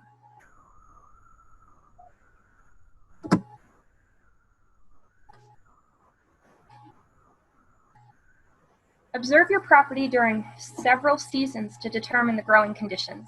Soil moisture can change dependent on the season and even on the slope of your land. The amount of sun an area will get changes during the day and throughout the year. So those are all things you want to take into consideration as the first step in deciding what plants to get. It's not enough just to go, oh, I really like that goldenrod. If you don't put it in the right growing conditions, it's not going to do well for you. And I want you to spend your money wisely, get the best plants for the location you're going to put them in, and have success. So soil and sun you're looking at, you're also looking at the size of multiple things. How big is the area you want to cover in plants? What's the size of the mature plants once they get there? And some plants don't reach a mature size for years. If you're buying a small tree from us, it could be 6, 7, 8 years until it gets to even be a substantial size, let alone its mature size. And the size of the money you have to spend on plants, because smaller plants are cheaper, seeds are even cheaper than that, but then there's a cost of time and money in preparation and maintaining those seeds until they get to a viable size. And also keep in mind your goals. What are you trying to achieve? Do you want butterflies? Do you want birds? Do you want wildlife? Do you just want nectar and pollen sources and you're going to go native because that's best ecologically, but you don't really care so much about what other insects you're attracting? Or do you have a big rainwater issue and you want to put in a rain garden to help with your water mitigation? Lots of things to consider when you're deciding which plants you want to get. Know your growing conditions and choose plants accordingly. There are many natives that love shady, moist soil, like these pink turtlehead. Again, I got from the CCBA plant sale 2 years ago. I got them as tiny little plugs, and you can see in this picture, they are mature sized plants, and they're even reproducing, creating more plants, which is great for my wallet. I don't have to buy more of this plant. So they'll do great under a big tree to help provide layers in your landscape. Here's just a close-up picture of those plants. They are a very interesting shape, and bumblebees really like them as they wedge their little bodies in there and get to the nectar that some other smaller bees can't manage. When we're talking about site preparation, site preparation is the difference between a successful, productive native plant habitat and an unsuccessful, time-consuming, and more expensive wheat bed. Eliminating competition is the main goal of site preparation. You need to decide when you want to put your seeds in, when do you want to do your planting, and then count backwards and decide on what site preparation would be appropriate. Solarization is using a plastic cover to essentially heat bake the undesirable seeds that are in your soil to get them to die. There are several steps to it, and they're written here. You can find good sources online to how to walk you through this also. But you're essentially covering it for a long time, uncovering it, raking off the debris, cover it again, actually let it grow, cover it again to kill everything, rake it off. You may need to do that a couple more times. It's all dependent on how your soil responds. Some other methods, the smother method takes even longer than the solarization method because you're essentially just covering the area and letting everything die underneath of it and planting through the cardboard. It usually takes about a year to get everything underneath to die to the dirt. And then there could still be weed seeds in there that will come once they're exposed to air and light again. Sod cutting is your quickest method to be able to say, hey, I want to do this. I'm going to buy my plants. Cut the sod off. You're removing the top layer of vegetation completely, and then you put your new plants in. Not everybody can manually operate a sod cutter. Sod is heavy when you do cut it, and if you're doing a really large section, it may not be just feasible to cut all of the sod away. And then there's a method that you can till also. Again, that can you operate that heavy equipment, knowing that tilling is not the best for your soil. It may not be the option you want to pick. Here's just a timeline for site preparation by solarization. It's an example and it's a rough timeline, but you essentially go and make your decisions in the spring for fall seed planting, or you could put your seedlings or whatever in the ground in the fall. Native plants typically need a time of cold, moist stratification to break open their seed covering and allow germination. So planting in the fall is wonderful because the seeds will overwinter in the soil, put down great roots, and in the spring you'll see good growth. It's also important to note that you are going to want to mow every 4 to 6 weeks in the spring if you use this method, because it takes approximately a year for native plant seeds to establish well, but the competing weed seeds that would still be in the soil are going to grow much quicker. And therefore, mowing every 4 to 6 weeks is cutting down that competition while still allowing the native plants to put down the growth under the soil that you can't see. This is one of the sites that I did at my house. Eco-friendly, low maintenance for me. I just sprinkled chicken seed in the same spot every day for a couple weeks, and the chickens scratched and pecked and dug and cleared out all of the turf. They also left some beneficial fertilizer, and then I could plant right in that section without the competing grass. If you don't have access to chickens, you can rent goats to do the same thing.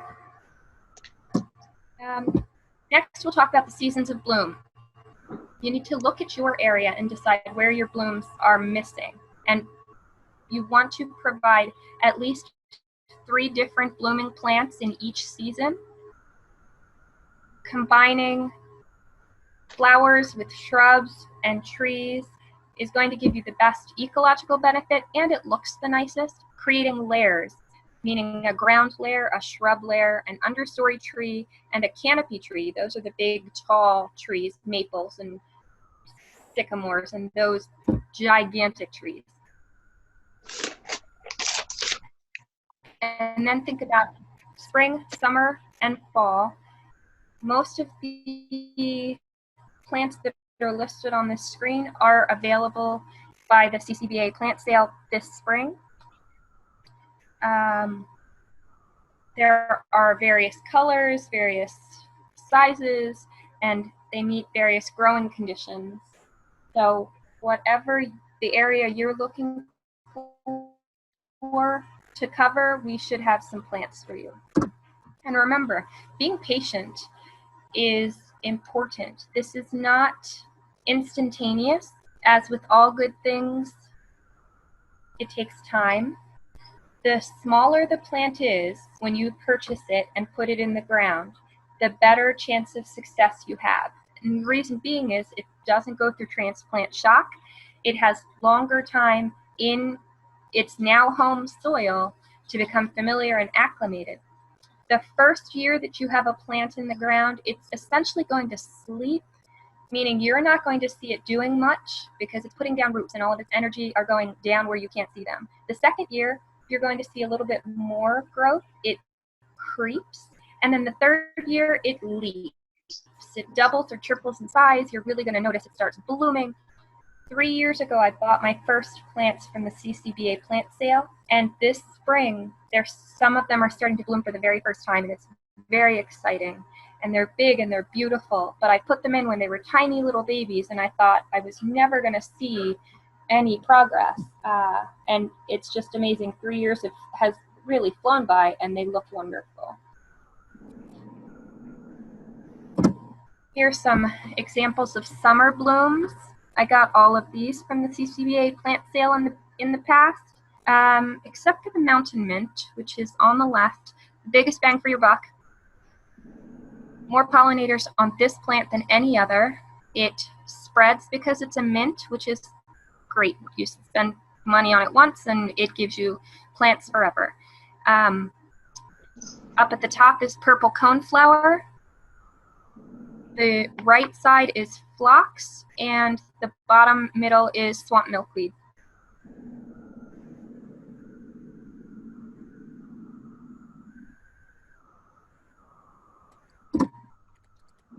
When you're looking at plants, it's important to try and choose straight species, and sometimes it's hard to determine what a straight species is versus a hybrid or a cultivar, but a straight species is important because it's evolved alongside the local fauna.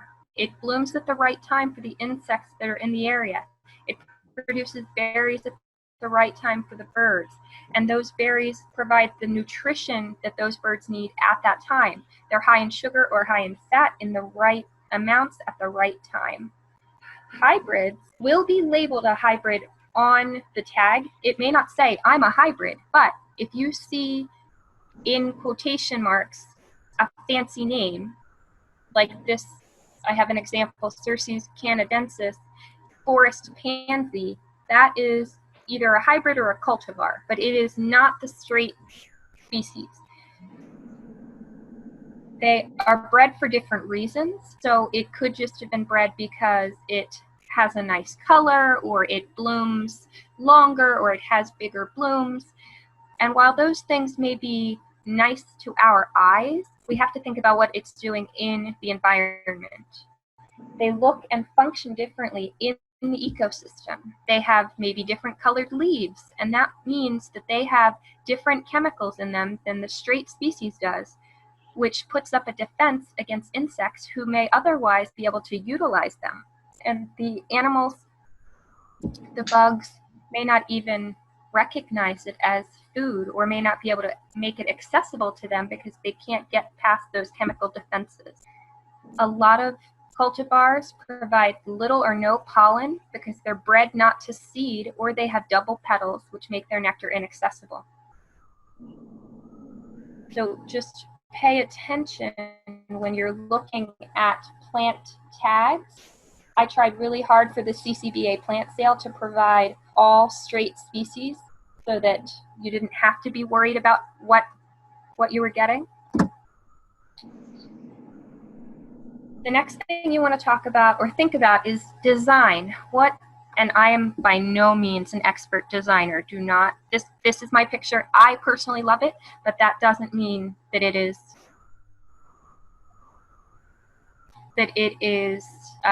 designed well, because I'm not a designer. I have high hopes in the future of having some of those skills, but I don't yet. You want to decide what to place in your native plant habitat based on what function you want it to serve. This design I put together because I was looking to shade that picnic table you see in the background there. So I planted some small smoke trees and some flowering shrubs and some hazelnut bushes that will eventually, I have to be patient, but eventually they will provide shade for that picnic table.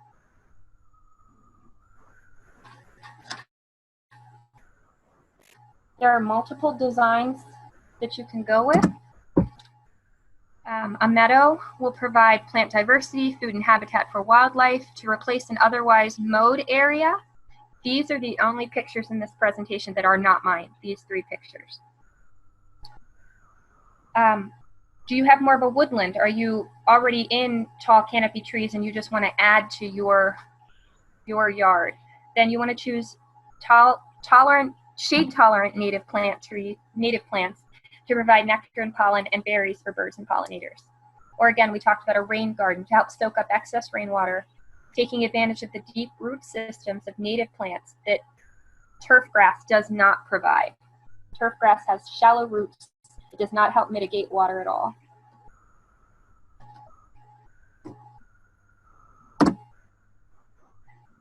We're going to go over some ways to start simply.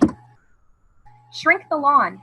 The easiest and quickest thing that we can all do.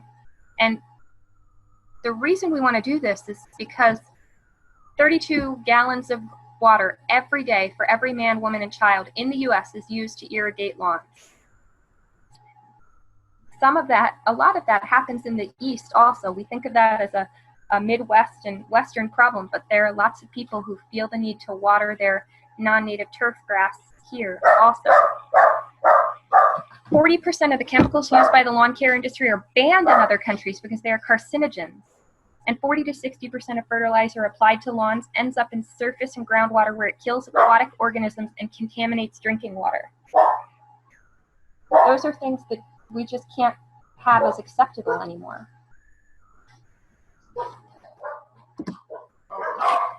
The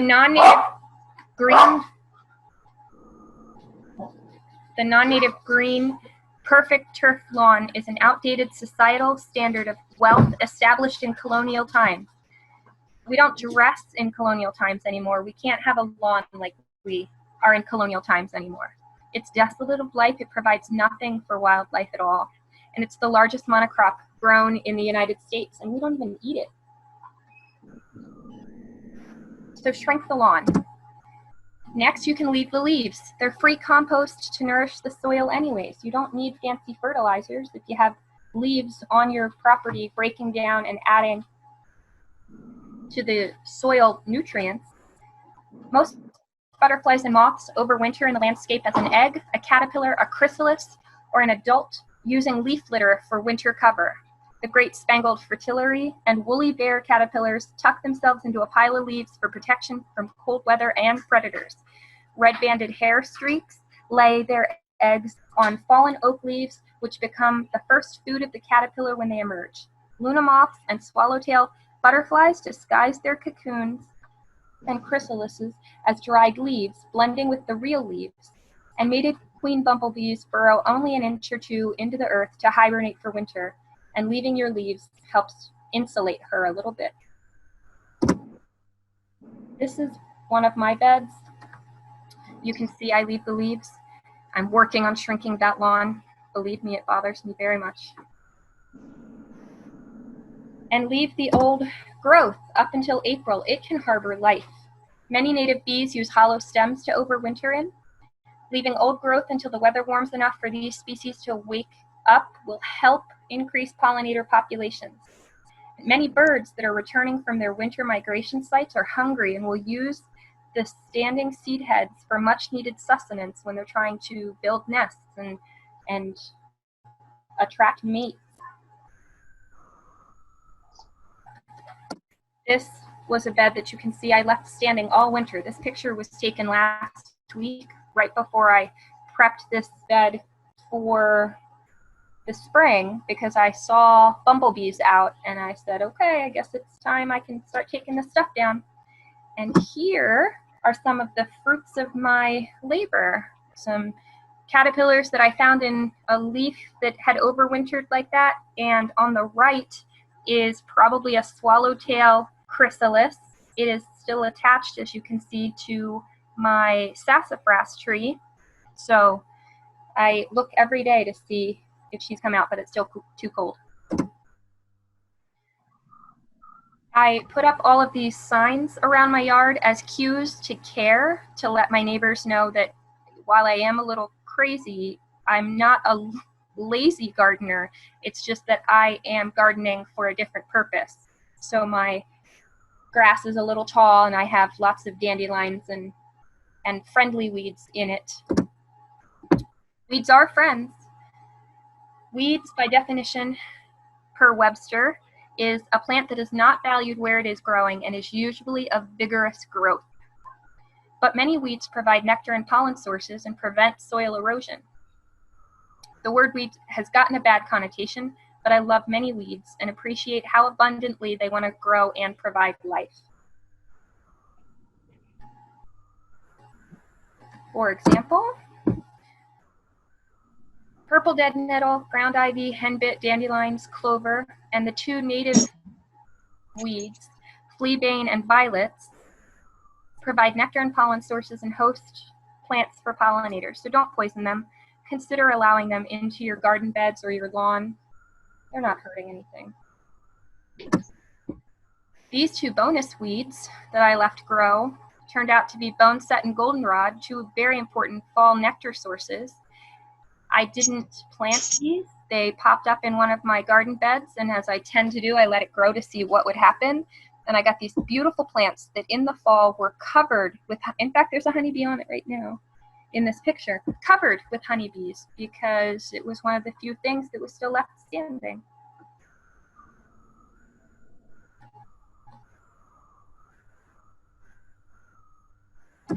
Some numbers for numbers people. There are more than 300 native bee species in PA. You can find out what plants to plant to support them by clicking on that web link. There are more than 140 native butterfly species in PA, and there are some host plants listed at that second link. I just wanted to briefly tell you, you can save money and grow your own plants from seed. So far for the CCBA, the only seeds we're going to provide this year are clover seeds, but we can talk more about getting other seeds like we've done in the past of some flowering perennial plants.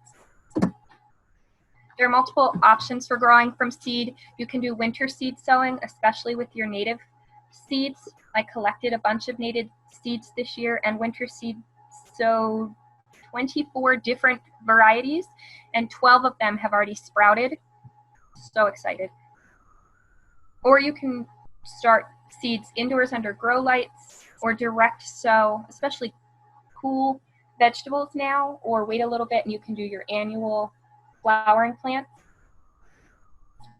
This was a picture of how I did my winter seed sowing this year of my native perennial plants. I made sure to use a garden marker to label each pot.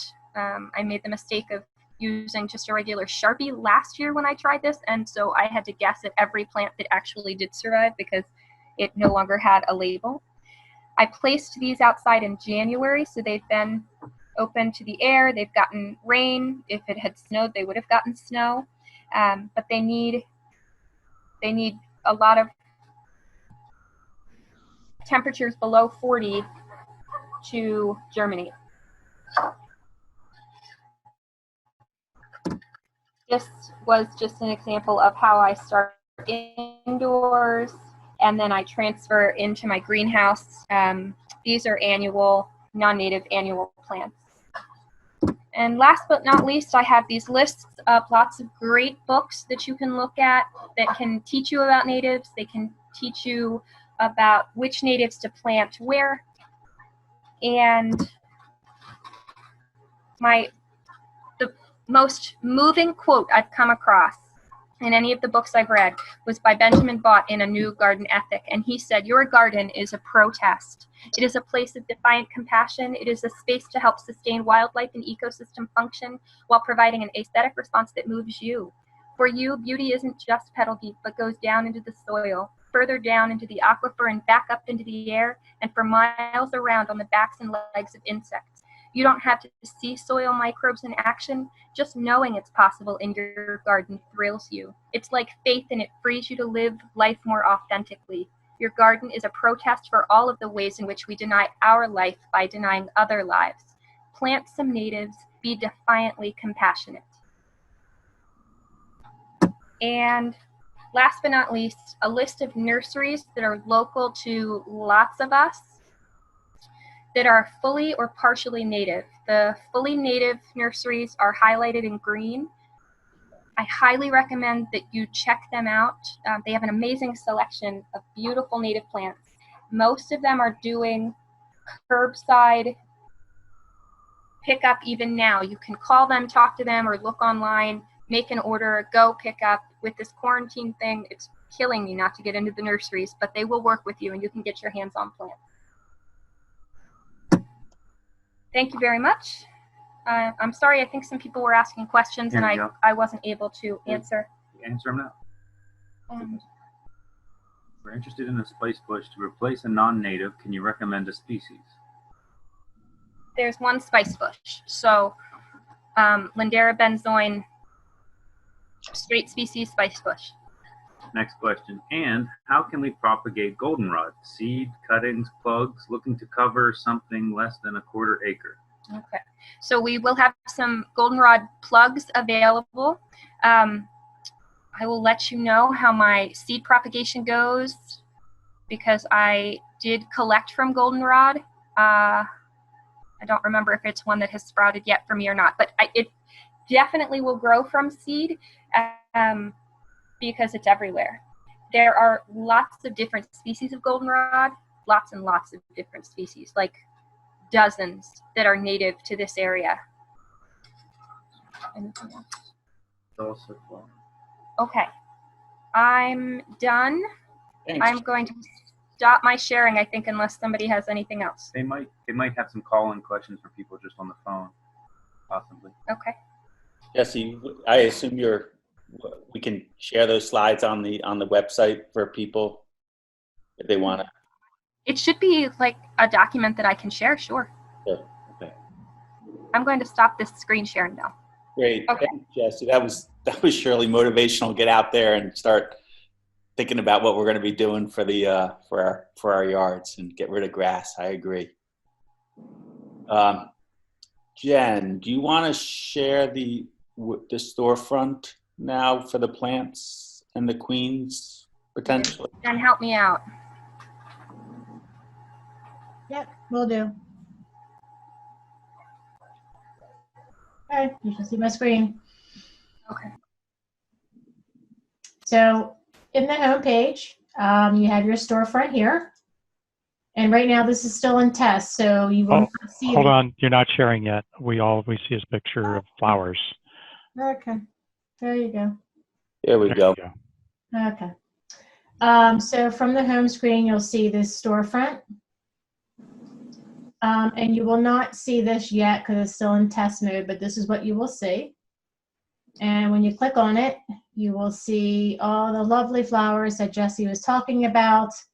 And if you're familiar with the storefront, if you wanted to see the details of it, you click on View Details. You'll see the color. Jesse was wonderful with telling you when the bloom time is, the color, the soil, the sun, the height, and the botanical name. Lots of information. Click on Add to Cart, check out, and you're done. Beautiful images here that she provided as well. Wonderful resource, and we are extremely lucky to have Jesse on the horticultural team. You have anything you want to add, Jesse?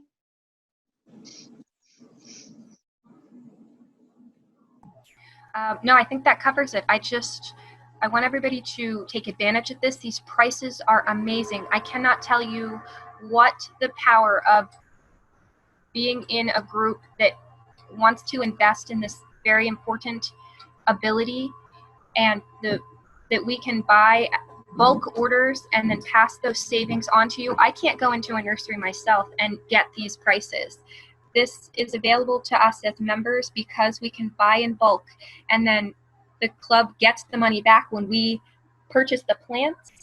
Then we can do it again in the fall. Then we can do it again in the spring and get more and more plants out there. But you won't be able to go into any nursery and get these same plants for these prices because of the power of this club. It is wonderful. There's a little bit subsidizing this year. George said, yeah. So we should have that storefront up shortly for people to purchase plants. So keep an eye out on the storefront. Jesse, we had planned on distributing them at the May meeting, right? Correct. So And I still have all of my pickups scheduled for that to happen. I just don't know with the quarantine how that's going to look. If it's going to be a by appointment so that, you know, there's no interaction necessarily, or how we're going to do it, but that's just something we'll tackle. We will have the plants available at that time though. Right. So that, again, my motto is to kind of live each day and try to adapt to make this work. So so when the plants are on the storefront, don't hesitate to go and purchase, and we'll figure out how to get the plants to you sometime early May to plant them. Thanks, Jesse, so much. Oh, you're welcome. My pleasure. So George, or actually Walt, you had an announcement for the apprentice program? Sure. Can you hear me? Yep, we can hear you. Yeah. So for the apprentice program, we do need more teachers. Currently, there's no teachers south of Westchester. So if someone's interested in teaching someone how to keep bees, raise bees, how to go through the season, please get in contact with me. We have a number of people who want to do the program, and the current teachers we have are a bit overtaxed. So let me know. My email is in the newsletter. Shoot me a mail, say I want to be a teacher. Or also for the mentoring program. We can always use more mentors too. So let me know. Thanks. Thanks, Walt. I mean, so what's in it for the teachers? You're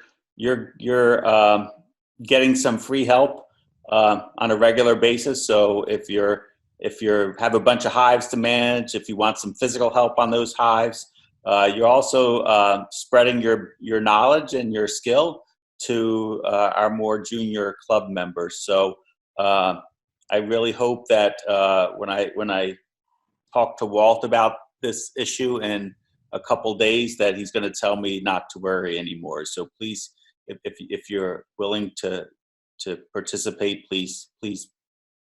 It's a good thing that we have a lot of apprentices. It's not a good thing we don't have enough teachers. So I'm sure, Walt, that we will get this solved for you. To wrap up the meeting, just our bee chat. I know tomorrow is a holiday for many. We're gonna have the bee chat for anybody who wants to join or who feels like they just need an hour or two more bee talk after tonight to sort of, it's very informal. You don't have to talk. You can talk. The link's going to be up on the website homepage to join. So again, hopefully some of you will be able to join tomorrow. We don't have anyone muted. It's basically a free flow. It's a little bit different than what we do tonight. Anyway, it's 9 minutes past 9. Mark, do you see any questions or anything that we need to address before we end tonight's meeting? There are some questions out there, but I think a lot of them were some that could be answered tomorrow on the bee chat. We will have a recording available up on the website probably tomorrow, and that's about all that I have. And again, thank you to all the officers for pulling this off once again, and to all the people in the club who are first responders, who are working. I know Jesse's working in the ER. You know, my thoughts are with you, and I hope you all stay well.